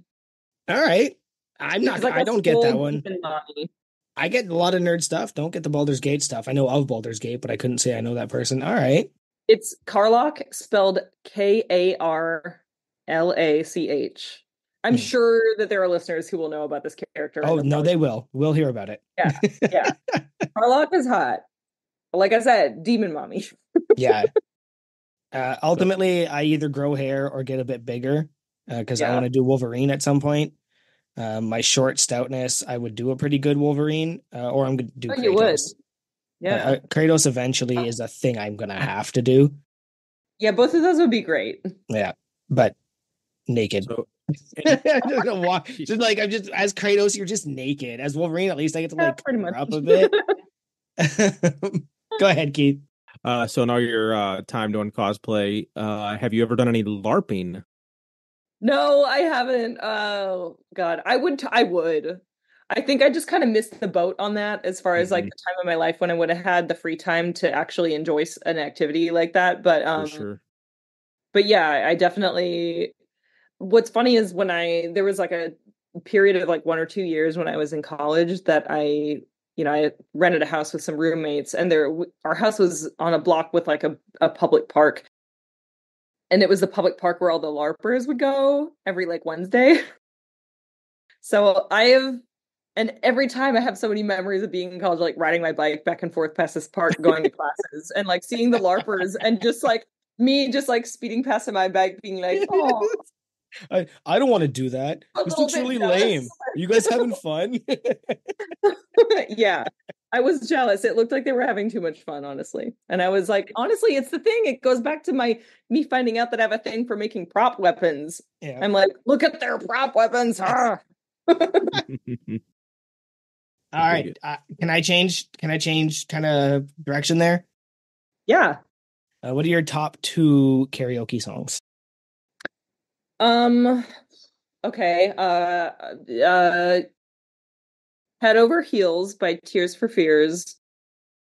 And I have a lot of go-tos, so I kind of got to pick another like favorite. That one's like the top one that I can always... top 3, top 5. And then I just want to hear more about how much you like karaoke. Fuck You by CeeLo. Yep. Haven't heard that in a long time. Forget You. Jolene, Dolly Parton. Queen Dolly. And I guess the other one would just be like almost not literally almost, but almost any Alanis Morissette song. Yes. There's like 5 or 6 that I can like get. I know I can do it, and yeah. So we owe her so much. I love Alanis, and like her she did a Christmas album pretty recently. And then one day, like my one buddy who's a big Alanis friend, I was like, "Hey, have you heard this song?" And it was Reasons I Drink. And then he was like, "She has new stuff," and here I am, like obsessed with this song. I love that. Yeah, that's an incredible song. Yeah, I used to love karaoke all the time. Even got invited to like try out for some of like the competitions and stuff. Oh, yeah. Keith, do you ever do karaoke? Maybe when I was a kid, a couple. I have a vivid memory of singing karaoke at like there was I don't know. My dad had like a work party thing or something, and they had a karaoke machine there. It was like at a big park, and I remember it was my birthday weekend or something. And for some reason, I sang what is it? I'll cry if I want to. Your birthday. It was like a really. It was like the dumbest. It was literally like I was like, why am I doing this? I'm like 10 years old, just out here embarrassing myself. But I just had a thought, like they need to figure out a way to do karaoke in Aberdeen this summer. Like that would be fun. Actually, so the zoo does karaoke on Thursdays. I have already thought about that. And what some of you will probably never guess, I can rap like a motherfucker. So a lot of my karaoke songs, before he is who he is now, I did a lot of Kanye, the Gorillaz, like some of their older stuff. I would do like with the 3 6 Mafia songs and stuff like that. Rage Against the Machine, I can do pretty well and stuff like that. So do you think you and I could do a duo of the song Roses by Outkast, and I sing the sing parts and you rap the rap? Very likely. If I was to like listen to that song again, I could probably get away with that. And I remember the one time a friend of mine, again, problematic person, but he was up there and he was like, he was trying to do Kanye Gold Digger and he just couldn't get through it. But he had heard me do Feel Good Inc. earlier in the night. Nice. And he just yelled, "Joey, I can't finish this," and dropped it. I've never in my life done Kanye. And I was like, all right, I guess this is mine. And I picked it up and I fucking nailed it. That's hilarious. Like I nailed Gold Digger and it was crazy. And yeah, so at that point, and then a friend of mine actually made a custom, never before done, Sound of the Police by KRS-One. He went and made that. He sold it after he made it for me. And we did it once at my birthday. It was the only time I've ever performed that song. It was one time at my birthday back in like 2011 or something stupid like that. But yeah, karaoke is so much fun. And yes, if you happen to be in Aberdeen on Thursday night at the zoo and you want to go top shelf and sing karaoke with me, please come in. Please come in. That sounds like fun. Do you have a karaoke name, like a handle? I don't. It's just Joey. I'm so boring. I mean, I've had multiple over the year, but the one that probably is the only one that I actually remember using was the one that I used in college all the time, which was Man Hands. Hell yeah. Why? Because I have large hands. That's it. You were just like, I have big hands. I am now Man Hands. Yeah, kind of. And it was also kind of like a play on the fact that my roommate at the time, and we were like very close friends, and she and I would like always go to karaoke together. And the joke was that she had like hamster paws because she had much smaller hands. So it was like, she's got the hamster paws and I've got the man hands. That's great. Oh. All right, Keith, you got something else next? Yeah. So I think you and I are a little bit of a kindred spirit on our enjoyment of Magic Spoon. So favorite Magic Spoon flavors. Oh my god! What the fuck is Magic Spoon? Hold on, somebody explain to me what Magic Spoon is. High protein based cereal that they make like generic. They make knockoffs of like regular cereals. All right, I'm in. They taste like 80% like a real cereal, but you're lower fat, lower but they carbs, cost like high protein. Oh yeah. They're fucking. They're literally $11 a box. Oh my god! And I can get 2 servings out of a box. Man, in Kentucky they're 10. I'm getting. Well, yeah, it's like 10.50. I round it up with tax, but it's like it's 10 and change. God. Okay. Honestly, I feel like just the cinnamon one is like okay. Because my favorite like cereal of all time is Cinnamon Toast Crunch. So I just like look for the thing that will remind me of that or replicate that. But the fruity is also really good. I like the maple. The maple to me tastes a lot like, was it French Toast Crunch? Maple's good. Yeah, if you see that one, get it. I definitely give that a 10 out of 10. I'll probably have to order it online because I know the only store that even carries Magic Spoon around me is Target, and they only have like 2, maybe. I think it's like they have the cinnamon, the fruity, and the like chocolate or something, and that's it. Yeah, the big grocery store Wegmans near me just started selling it locally. I've had it before. Like we would buy it like you'd buy a variety pack and you'd save a little bit of money by buying a shit ton, but then it's like you've literally got to eat it before it goes bad, and it's like that's a lot of cereal. But it's so good. It's like I don't know how to explain it because I've had there's another cereal brand that does like higher protein. It's called 3 Wishes. That's good. It's not as good as Magic Spoon. Mm-hmm. And like there's a total wild difference in the texture between the two, and it's very clear which one I would rather eat forever, and it's the Magic Spoon. But they're harder to find where I live. So yeah, my daily driver breakfast every day is a bowl of protein cereal, but it's not the Magic Spoon. The Magic Spoon I basically get like on the weekends and just like kill a box between Saturday and Sunday sometimes. Yeah, sitting there eating cartoons, eating. Mm-hmm. This is my fruity cereal day. It is a Magic Spoon. Yeah. I could eat a whole box in a sitting. If I think I did that once on like, it was like I had a really shitty day and I was like, I'm going to eat a bowl when I get home from work. I'm going to eat another bowl 3 hours later, and that's my dinner. And that's I've definitely done that before. Dude, totally also do that. That sounds amazing. Yes, indeed. Any other along the lines of like Magic Spoon that you've kind of found like just a hack, like a high protein, healthy-ish like thing that you implement into your regiment? Yeah, I mean, well, this isn't news to anyone, I don't think, because they're everywhere. But honestly, I like literally have one over here that I just ate earlier. These protein Pop-Tarts. Ooh, yeah. I think I do this. Is it the cinnamon or the maple sugar or whatever? The one that's basically the chocolate cake flavor. It's just like chocolate on chocolate on chocolate. I've tried a couple of the flavors, like this one, and there's a s'mores one that replicates the s'mores Pop Tart, which is great. And s'more Pop Tart is legit my favorite, like OG Pop Tart. S'mores in the toaster is baller for sure. Yeah, they're really good. I like them a lot. I mean, I'm very aware that I'm not eating a real Pop Tart when I eat it, but I'm like, it's 20 grams of protein. Like, yep, come on. That helps me. That definitely helps you hit your goal of like body weight and protein kind of a day. Yeah. And where do you get those? I mean, they're easy to find. I usually it's like there's a like a local based like supplement store here called Next Level, and so they have them. And then I also get them it depends on where in town I am running errands and shit, because it's like whatever is convenient at the time. But also Vitamin Shop always has them. So yeah. Because my wife has an obsession with Pop-Tarts. So when we cross the border, we try and hit like Trader Joe's, Target. There's a liquor store I try and hit because they have a special version of Jaeger that I can't get anywhere else. So yeah, I noticed the Jaeger sign behind you, and I didn't want to bring it up unless it somehow became relevant. But I think now is my chance to bring it up. Do you just like really love Jaeger? Yep. Yes, he does. Yep.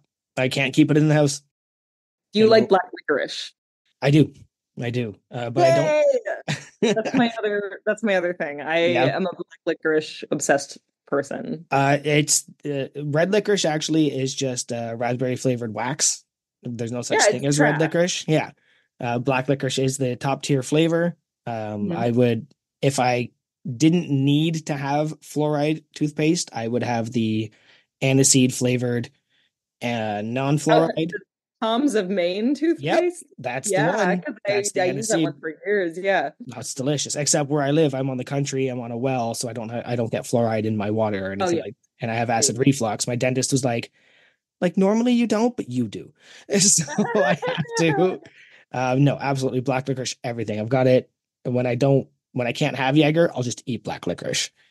If I could have non-alcoholic Jaeger, I would. If I could find okay, here's the thing. Ghost Supplements did a pickleback hydration supplement. That's amazing. It's incredible. If they did that with Jaeger, I would be the most hydrated person on the planet. Same. Because it would taste so good all the time. I am in talks with Jaeger Canada every once in a while, just encouraging them to do like a Jaeger lifting. They actually know me and my wife by first name on social media because I'm always just like tagging them and talking to them. So funny. Oh my God. Eventually, I'm going to have this on my plates. Night. Oh my God. So if you do plate snacks, use code unpaid. You'll save a few %. But that's what I want my plates to look like is the oh dear God, Jaeger symbol. All our affiliates, guys, you know who they are. So Obsidian Ammonia. I've actually I'll take the opportunity. What I've been doing the summer breeze, what's the one we got from the Lift Hard last year. Nothing. That was nothing. Dakota Breeze was released separately. The one that we got was the Lift Hard Live Easy Ammonia. Yeah, but what is that? So that was their own scent, or there's no scent? It's just ammonia. Okay, so how do I just get? That's all I ever want. I don't want anything. Does he sell that? Because I have a bottle that's like gonna be dead soon at some point. Yeah, you want straight up ammonia from Travis? Yeah, probably. Oh, I can. Yeah. So you're gonna want to do. I don't change, so I'm not gonna be like, well, let me get a flavor. Like I will try it if someone has different ones at Lift Hard or if I come across it. But no, I'm not. I don't want to spend $30 for a flavor that might be like, ugh. Everything is varied in the way that Travis does things. So he does it in CCs, right? He's got the 100, the 150, the 250, all the way up to nose bleach, and then the new dim Mac is. Yeah, I want exactly what I have already. Just like another bottle of what Tanner gave me last year. So you probably just want to go with like the yellow label or just the Ultra. Those are unscented, just stupid powerful. Mm-hmm. If they're not strong enough, you want to go with the dim Mac or the nose bleach. Yeah, I don't think I'm going to need that. I think this just middle of the road. I love nose bleach. Like, I tell ya. I love the nose bleach. It murders you. It makes your eyes water. You cry a little bit, but it is the most powerful he has. Yeah, I don't know if I need that much, but maybe we'll see. Well, anyway, use code unpaid or use code liftbearded. Use whatever code you want to do to save on that one. So actually, okay. So Barbell Rescue, go, obviously go buy one of those. Home Gym Con, if anyone still hasn't got their tickets and want to go to that, hit it up. And then plate snacks. We had 3 different orders of plate snacks in the last month or so. So appreciate you, everyone that's bought a customized banner of one variation or the other and used our code of plate snacks. I appreciate that, guys. Keep that up. That definitely helps put pennies in our pockets and saves you a couple bucks. And Home Gym Con. Absolutely. Don't forget Home Gym Con. I said it. You didn't listen, as heard last week when I rated episode 70, and you thought I had to rated the other one. So you guys know that Home Gym Con is going to be in French Lick, Indiana, and that Keith is very excited to be there. When is it? Next shit. Somehow I don't know off the top of my head. Excited he doesn't know the dates. No, it's actually it's the end of April. So it's Comic-Con for home gyms, and it's like it's 2 hours from your house potentially. So you're saying I need to go? I would put it on your radar. I would drive essentially for that. Yeah, I'd put it on your radar. So it's a Friday. Very exciting destination of French Lick, Indiana. Yeah, hey, it was in that TV show. It was in Reacher. I don't know. The bad guy was in. About that. Yeah. It is the shit. April 18th and 19th. Nope, I'm wrong. Okay. Where the fuck is it? It's at the end of April, but yeah, it's just like I said, it's essentially like it's a it's like a 1/100th of the Arnold, but it's all home gym equipment, and it's just like people, a lot of people just go there to network. Like there's a bunch of home, as ironic as it is to sound, like there are home gym influencers, so you got some of that crowd. Yeah, people that are just really into home gyms in general, and then there's I think there's actually 90 vendors this year. From Rogue, Rep, Titan, Bells of Steel, and a lot of smaller companies. So it's definitely could put it on your radar if you wanted to have a random weekend that was solely lifting and home gym immersed. That sounds a lot of fun. I would definitely be into that. Yeah, if I wasn't doing the Arnold and the Lift Hard Live Easy, I think Home Gym Con would be one I would go to if the traveling was that easy. But yeah, doing the Arnold, my social battery kind of waxes and wanes, and right now it's on the fucking wane, I promise you. And then I'm going to the Arnold, and that's going to be 1,000 people per square centimeter. Yeah. Because I'm going only on the Saturday. We're going to show up on Saturday afternoon, and I was like, I'm going to go visit all my friends and see all the people I talked to online. And in reality, I'm probably just going to hover and be scared by the Massnomics booth for 6 hours. And then the Lift Hard Live Easy, of course, is what it is. I have one more cat question, and then I think we can jump into games. So the cat you're holding now is Georgia Banks. This is Georgia Banks. Tell us about Georgia's Wild Ride. Georgia's Wild Ride.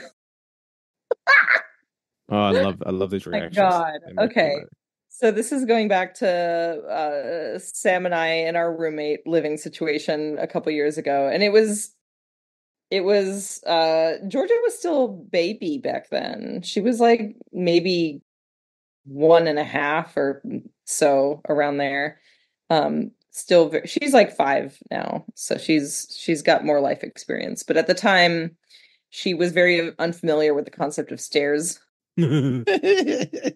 And our apartment was a townhouse style where there were stairs that went down. It was where you enter, because we had a garage on the first floor, and then it was you walk in through the garage and there's a staircase that goes up to the actual apartment.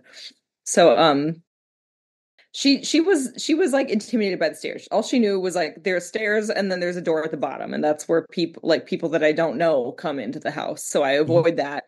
But one day there was a collapsed, broken down cardboard box that I had set near the top of the stairs. That it was my intention to bring it down and put it in the recycling.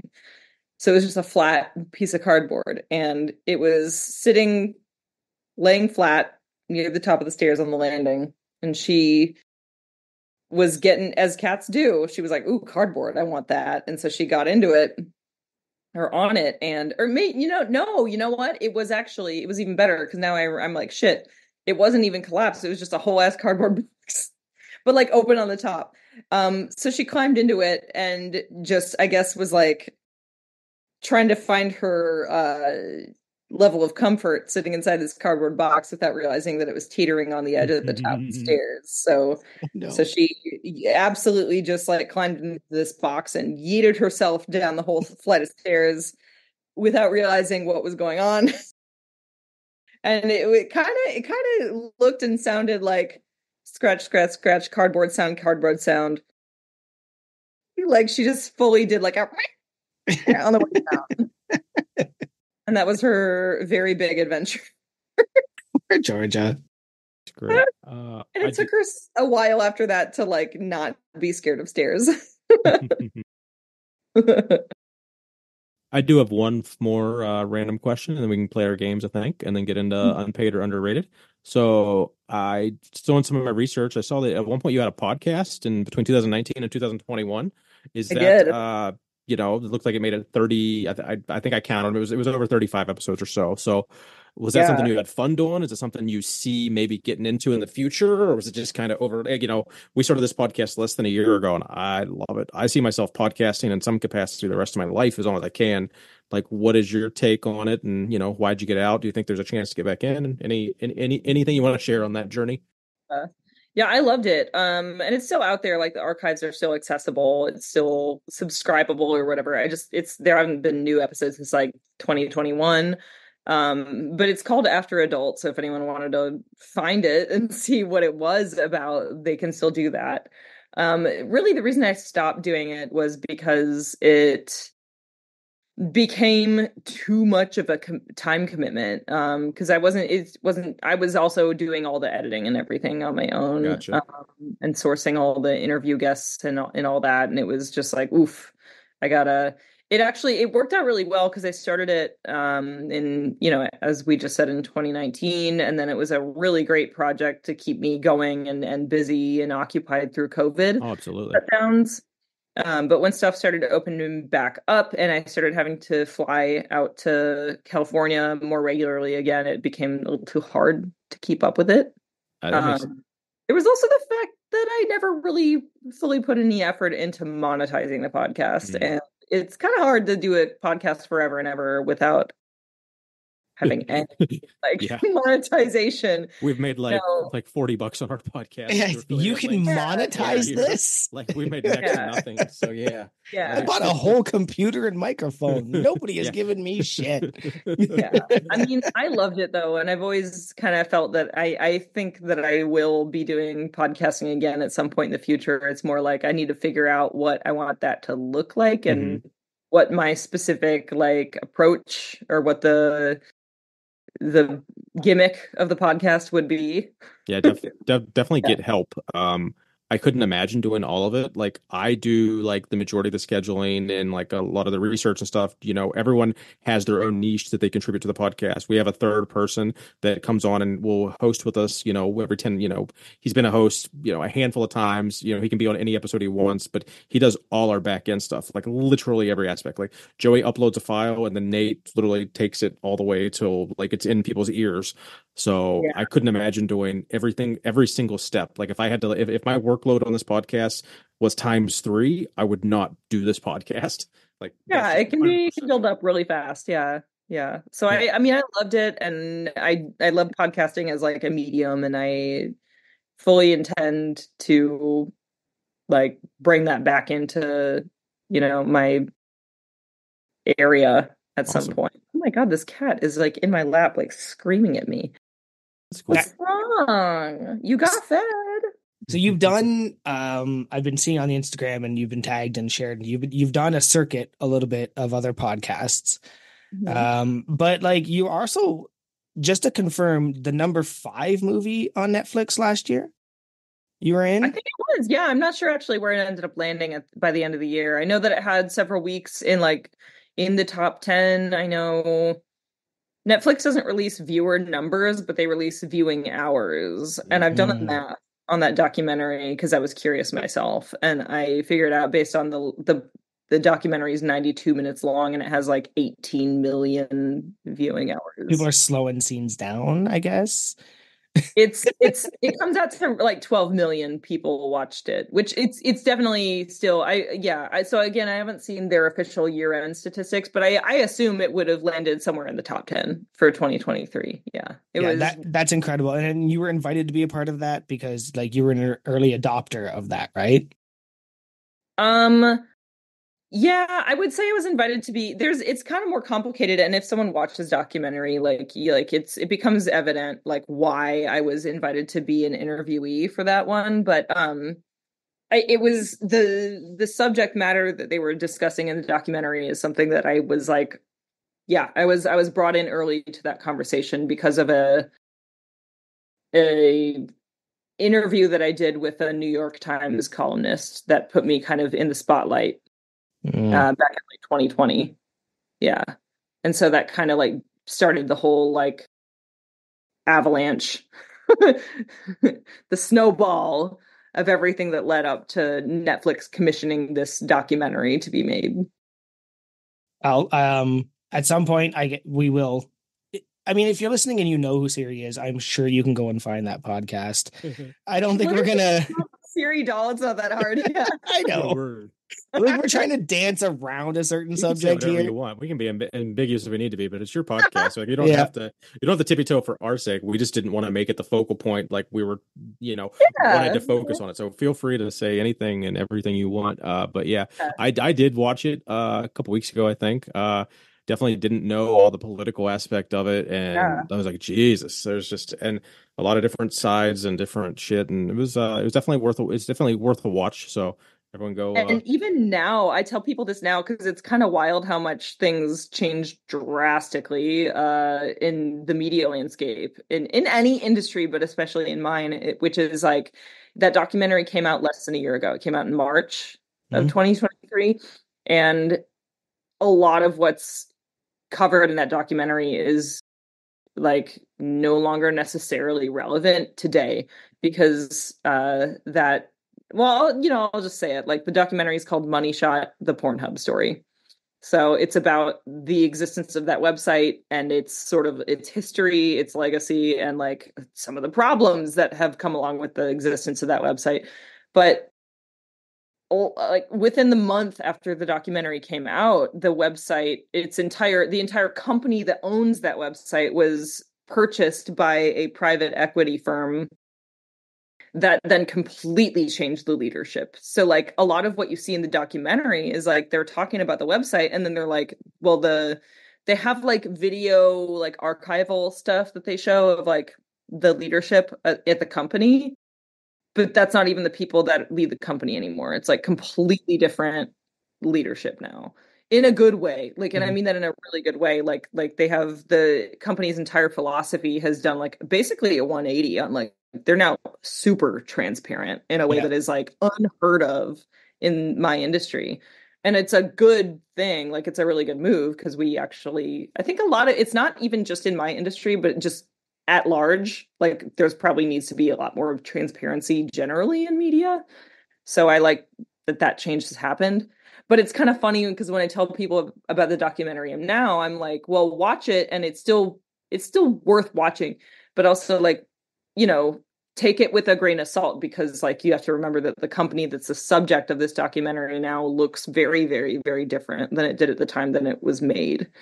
But did the documentary influence any of that, or were those changes already like in motion by the time you filmed all that? They were. Okay. Yeah, I think it's at the leadership at the time back then. They kind of saw the writing on the wall. They knew that they had been like kind of being a little too opaque about the way that they were running things, and it was becoming an issue.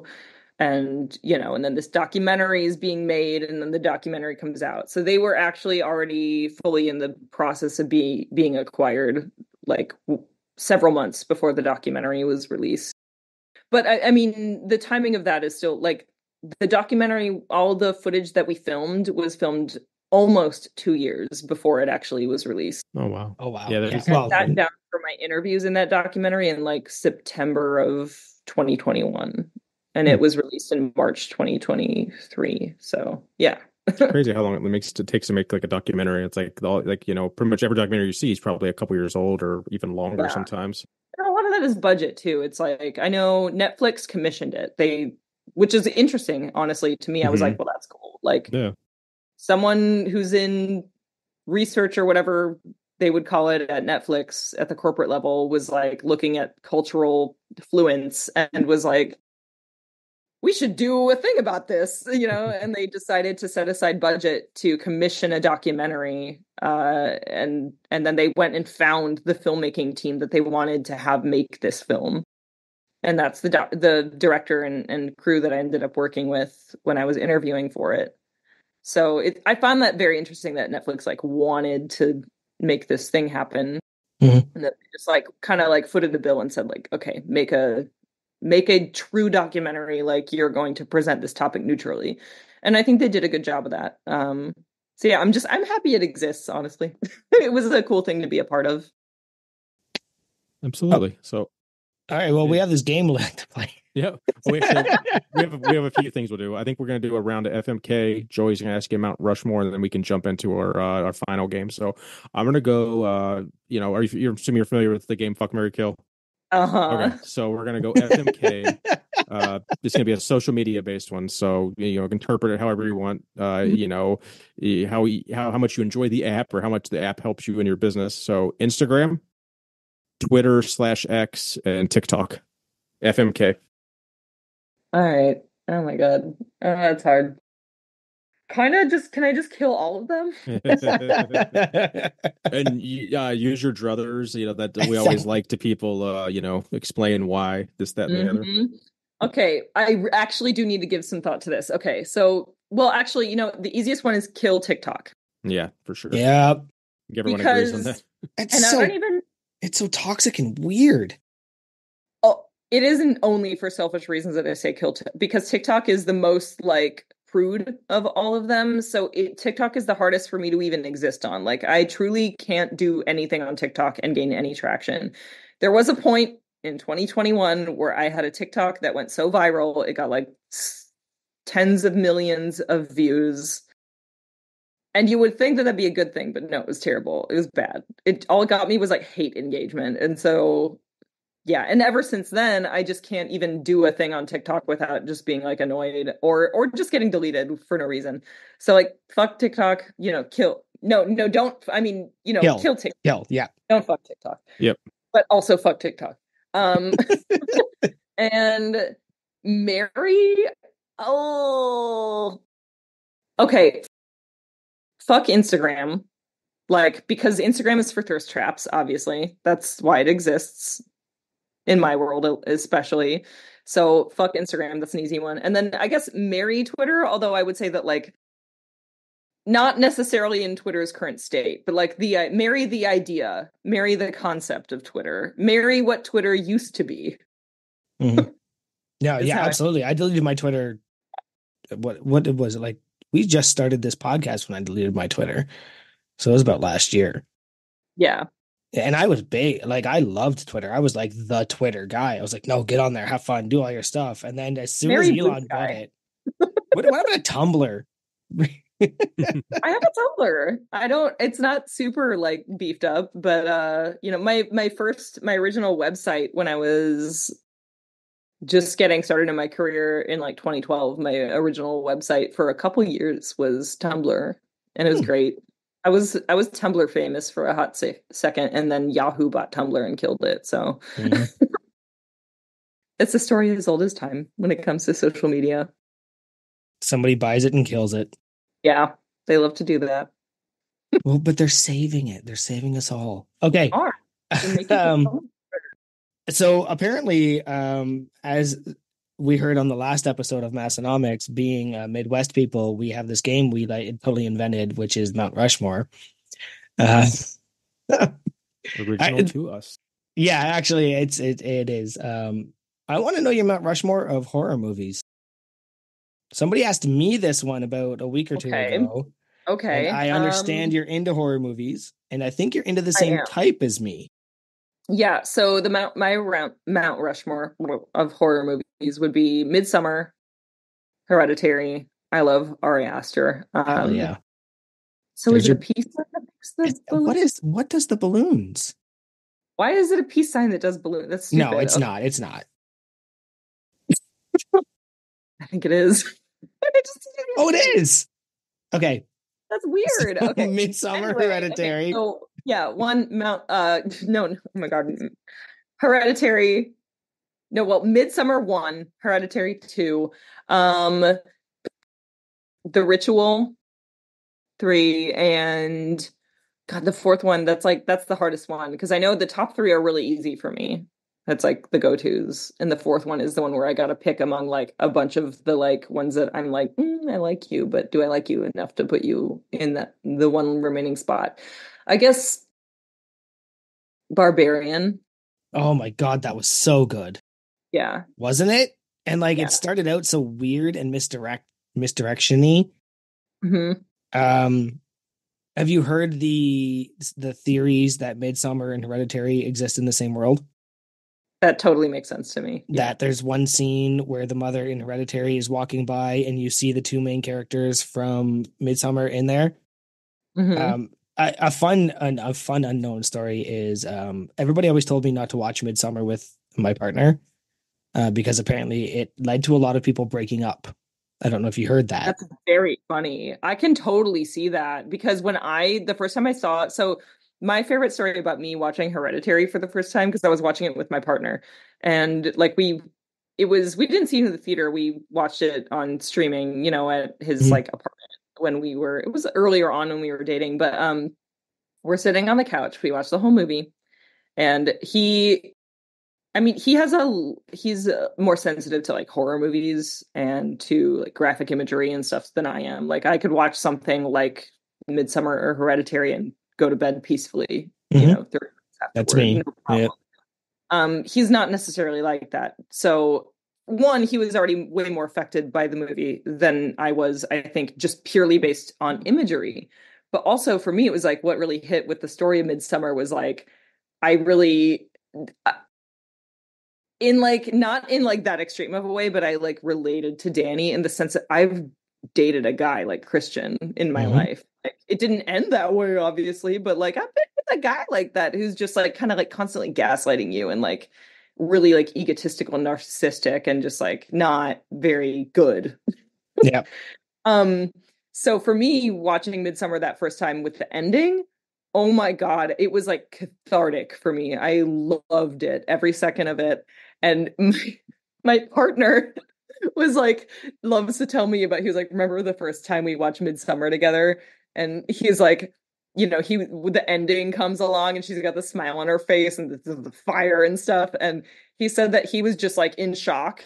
And then he turns to me on the couch next to him and he looks at me and he just sees me like, just like, yeah, completely like elated. Like I was just like 100% on board. I was like, yes, Danny. Yeah.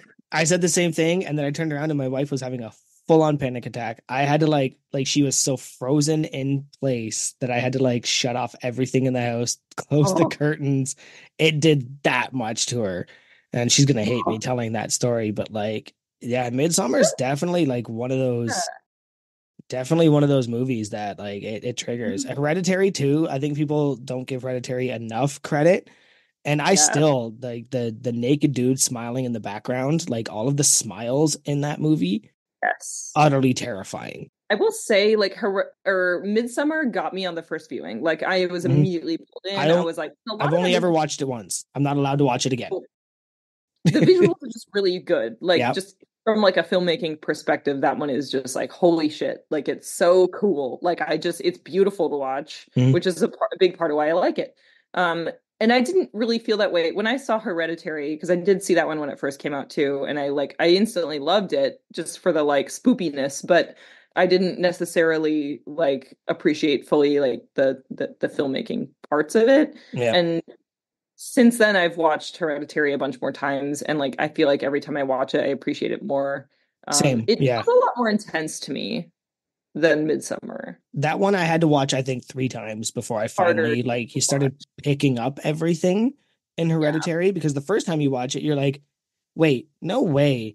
but it doesn't do that thing I hate in movies where they backtrack and show you all of the stuff you missed. That drives me nuts. Yeah, I hate that. That's absolutely annoying. I have not bothered to watch Saltburn. Does Saltburn do it? They kind of do that at the end, but it kind of works because part of Saltburn's thing is like it's kind of intentionally campy a little bit, so it's kind of like it doesn't feel like it's like playing down to you as an audience at the end when they do this like reveal thing. But that's what I was thinking. Yeah, I don't love it, but I'm also like, okay, like it's fine. Hey, dummy, here's all the things you didn't notice. Yeah. It's like, thanks. Yeah. Let me watch it again and pick that shit up. All right, so that's all right. We'll move into the next part of the game, which is unpaid or underrated. This is our version of overrated, underrated, but obviously unpaid is overrated, underrated is underrated. We have, in all fairness, most of these are what Keith picked out. I was not a huge part of this one. So Keith, why don't you go ahead and pick your top 2 or 3? Yep. So Big Siri, we're gonna go unpaid or underrated convertibles. What do you think about the convertibles? Unpaid it's not unpaid sucks. Underrated is awesome. Underrated. Okay, underrated. Oh, that doesn't make sense. Okay, why did my brain like have a hard time with that? No, I actually have a convertible, so I'm very firmly in the camp. I heard. So that was something we were going to mention earlier, and I was like, "Oh shit, I forgot to ask that." So anything we kind of miss up top, I always try to throw an unpaid or underrated if it's because inevitably we'll sort out with 5 or 6, and then we'll end up touching base on half of them, and then we have to like on the fly add a bunch. I'm like, God damn it, we already talked about that. So this is one I think I saw this on an Instagram story a while ago. So unpaid or underrated, cat brushes with the attached vacuum. Is that a thing you? Oh my God, underrated. It's so good. I discovered it recently. And you know how I discovered it? There's a story. Okay. Well, that's what we're here for. So my partner and I were driving to Texas to visit family for Christmas. And we split the drive into 2 days because we had both the cats in the car with us, which is like a lot. It's like a 15, 16-hour drive, which is doable with both the cats, but we were both like, I don't want to do, it's too much. So we stopped halfway and stayed at a hotel overnight. Anyway, like my cats are good travelers, but they do get a little extra stressed in the car on like longer road trips, which they've been on a bunch. So I kind of know what to expect. But it was like halfway through the second day of driving. And so they've been like basically in a car for almost 2 days straight. And Georgia, my older, larger, more long-haired cat, was getting very, very, she was stressed and she was showing it because she was shedding everywhere and her dandruff was going out of control. And I was like, God damn it, and then I remembered, so my partner was driving the car and I was in the front passenger seat. And I remembered, oh God, I have a cool little like, the car vacuum. It plugs into the cigarette lighter adapter in the car. But it's really low powered because it's just like kind of a shitty little like thing for your car. And I was like, I forgot to bring her brushes with me on that trip. And I was like, I wonder if I can just like use there's like a little like attachment that's like with the bristles, like a silicone thing. It's meant to like get the stuff off the carpet in your car. And I was like, I could just do that on her and it'd be fine. And like, so that is how I found myself in the position of being in the front passenger seat of a car that was going like 95 miles per hour on the freeway with a cat in my lap, genuinely thinking that I'm going to turn on a fucking vacuum and vacuum my cat in a moving car. It's going to be fine. Cats love vacuum sounds. Hard way. I found out the hard way. It is not fine. That was the first time I had tried to vacuum a cat in my life, and it did not go well. I got scratched up a bunch because get out of my cat. But that did lead me to, I was like, that was the first time I ever thought, like, I wonder if they make cat vacuums for real, like ones that are made for cats. And I found one on the internet and I bought it, and my life has changed since like December 21st because of that. That's awesome. Yeah, I saw that and I was like, ooh, that would be awesome, because I literally like the random, my cats don't love to cuddle with me, so it's like when I actually do get one, then I'm like, oh God, now I guess I'm not as upset because now I have to go change my shirt before I go outside.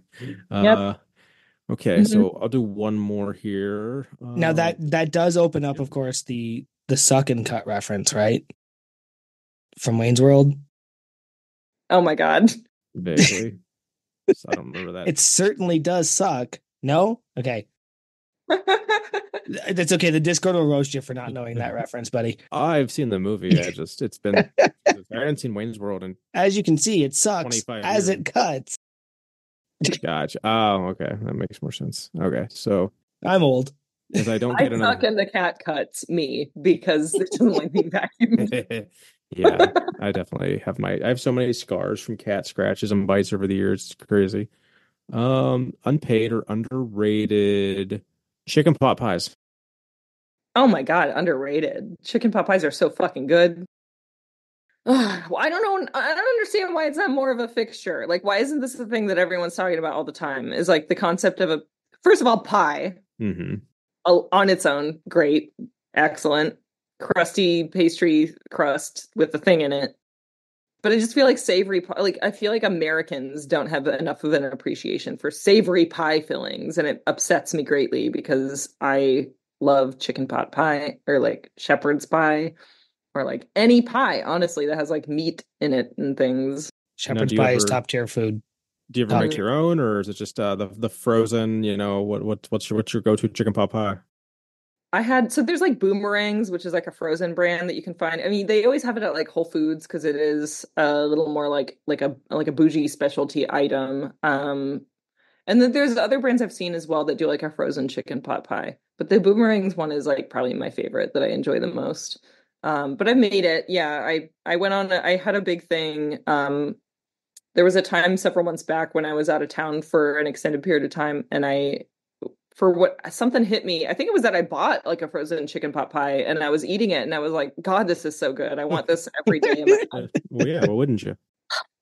And I texted my partner and I was like, hey, do you like chicken pot pie? And he was like, sure, I guess. And I was like, love it. And he was like, how dare you not feel the passion I felt in this one single sentence text? Yes. And so basically I was like, I need to make a chicken pot pie because I was like, I need you to understand how good this is. And so it was a big thing because I made a big deal out of it. And like, I made a chicken pot pie from scratch. Like I made the crust and all that shit. And it took me so long. And also I was like, the recipe I got, I didn't realize that it was like industrial strength, basically. So I thought I was making one chicken pot pie and I ended up with two really fucking large chicken pies. Nice. It was a fantastic mistake. We had food for like a week or more. Have you ever had a tortilla? No. That sounds French. It is. My wife makes a really good one. She usually uses a veal. Sometimes I get her to use the bison meat, and it is essentially a meat pie, but it's like it's a French Canadian type of like pie. I would love that. That sounds with spices and stuff. Okay, next time you're up this way, I'll make you some. Oh, that sounds so good. I would love that. Yeah, well, not me. I won't make it. I'll get her to make it. I can't make shit. Someone will make some. All right, I'm gonna hand the reins over to Joey to pick. There's 4 or 5 left. So yeah, I'll go with 2 of them. There you go. Unpaid or underrated? Pork steak. Pork steak? Yep. It seemed like there was a story there. There's this. Yep. Pretty sure there is. Oh God, Sam's putting me on the spot for all this shit. God, she's like, I'm gonna go on this silly podcast. Oh yeah. I'm gonna say unpaid. And you know why he threw that in there? Because I was the recipient at some point of a very large frozen, like bone-in duo of bone-in pork chops. They were very, very, very large. Mm. They were like this thick, like 2 inches thick. The balloons showed up while you did that. That's how big they were. Yeah, that was funny. They were frozen when I got them. So I was like, well, put them in the freezer. And it became a fucking curse because as I actually love pork chops, like it's one of my favorite, it's like a specialty thing that I like to cook. My partner doesn't eat pork, so it's kind of like I don't actually make it very often. So that's part of why it became a curse because I was like, these are giant pork chops. If I cook these, it's going to be like all on me to eat this shit. And so it just became a thing that was like a joke ongoing for like years that I had these big ass fucking pork chops frozen in the freezer the whole freezer. time. It was like, have you eaten that yet? Like, so were they ever became a consumed, or menace. they get tossed? Oh, eventually I was just like, God damn it. And I like had to throw them out because I was like, there's no way at this point. Come on, That's man. great. Like, we had a power outage and I had to transfer the freezer contents to my friend's house. And at that point I was like, fuck this. Yeah. Like that's definitely a good time to get rid of stuff you know you're not going to eat in the next like month.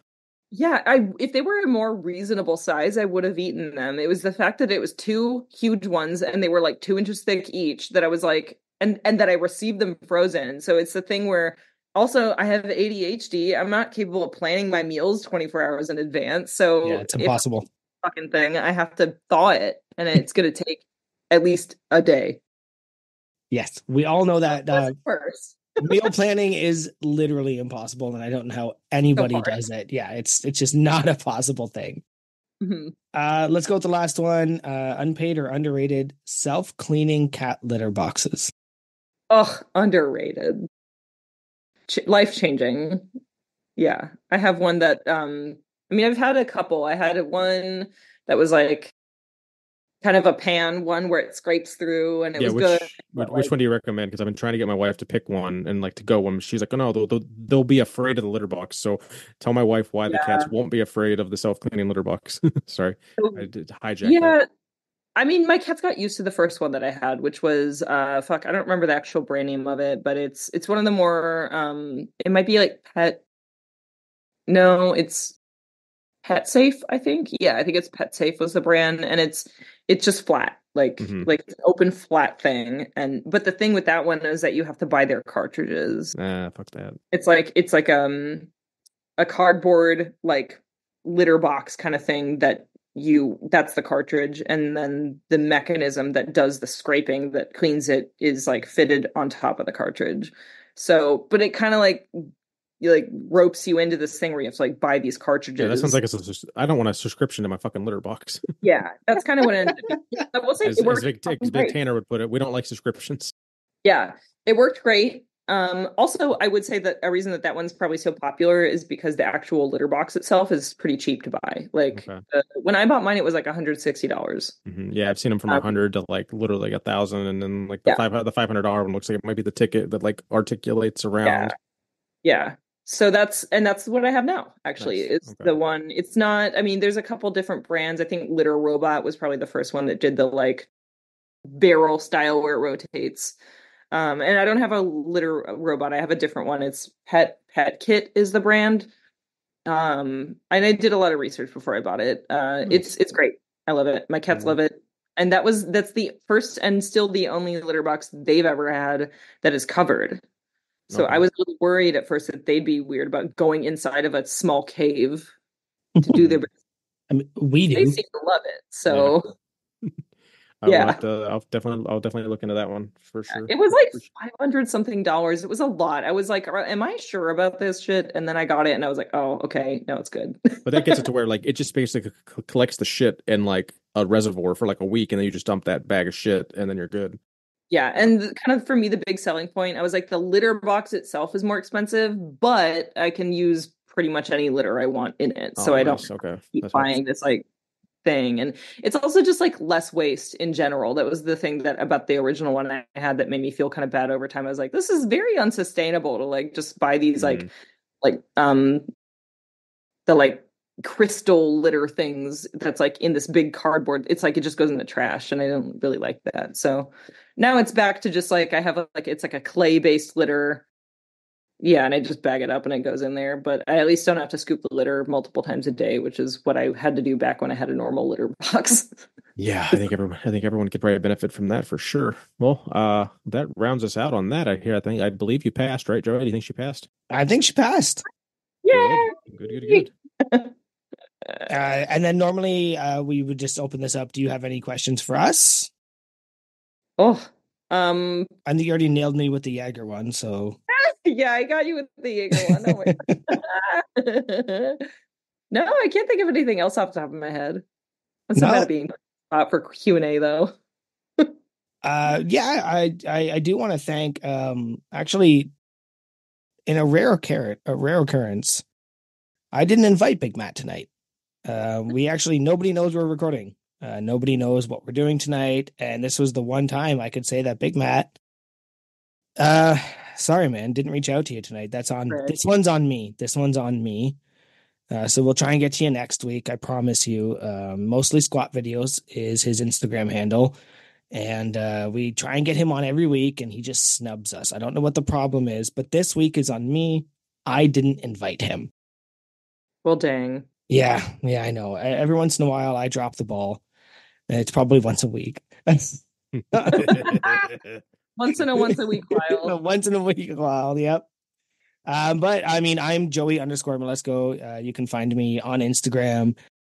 I'm boring. Like, if you follow me, trust me, you're not going to find anything interesting other than lifting my kids and probably some cigar shit. Siri, where can we find you?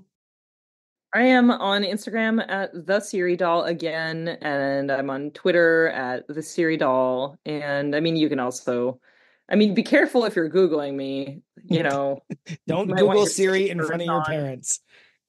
Yeah, don't Google me in front of your parents, but if you just Google Siri Dahl, Dahl, you find my stuff.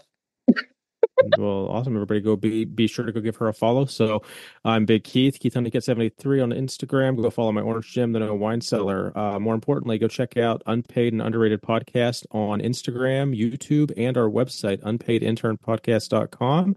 And until then, we'll see you next Tuesday.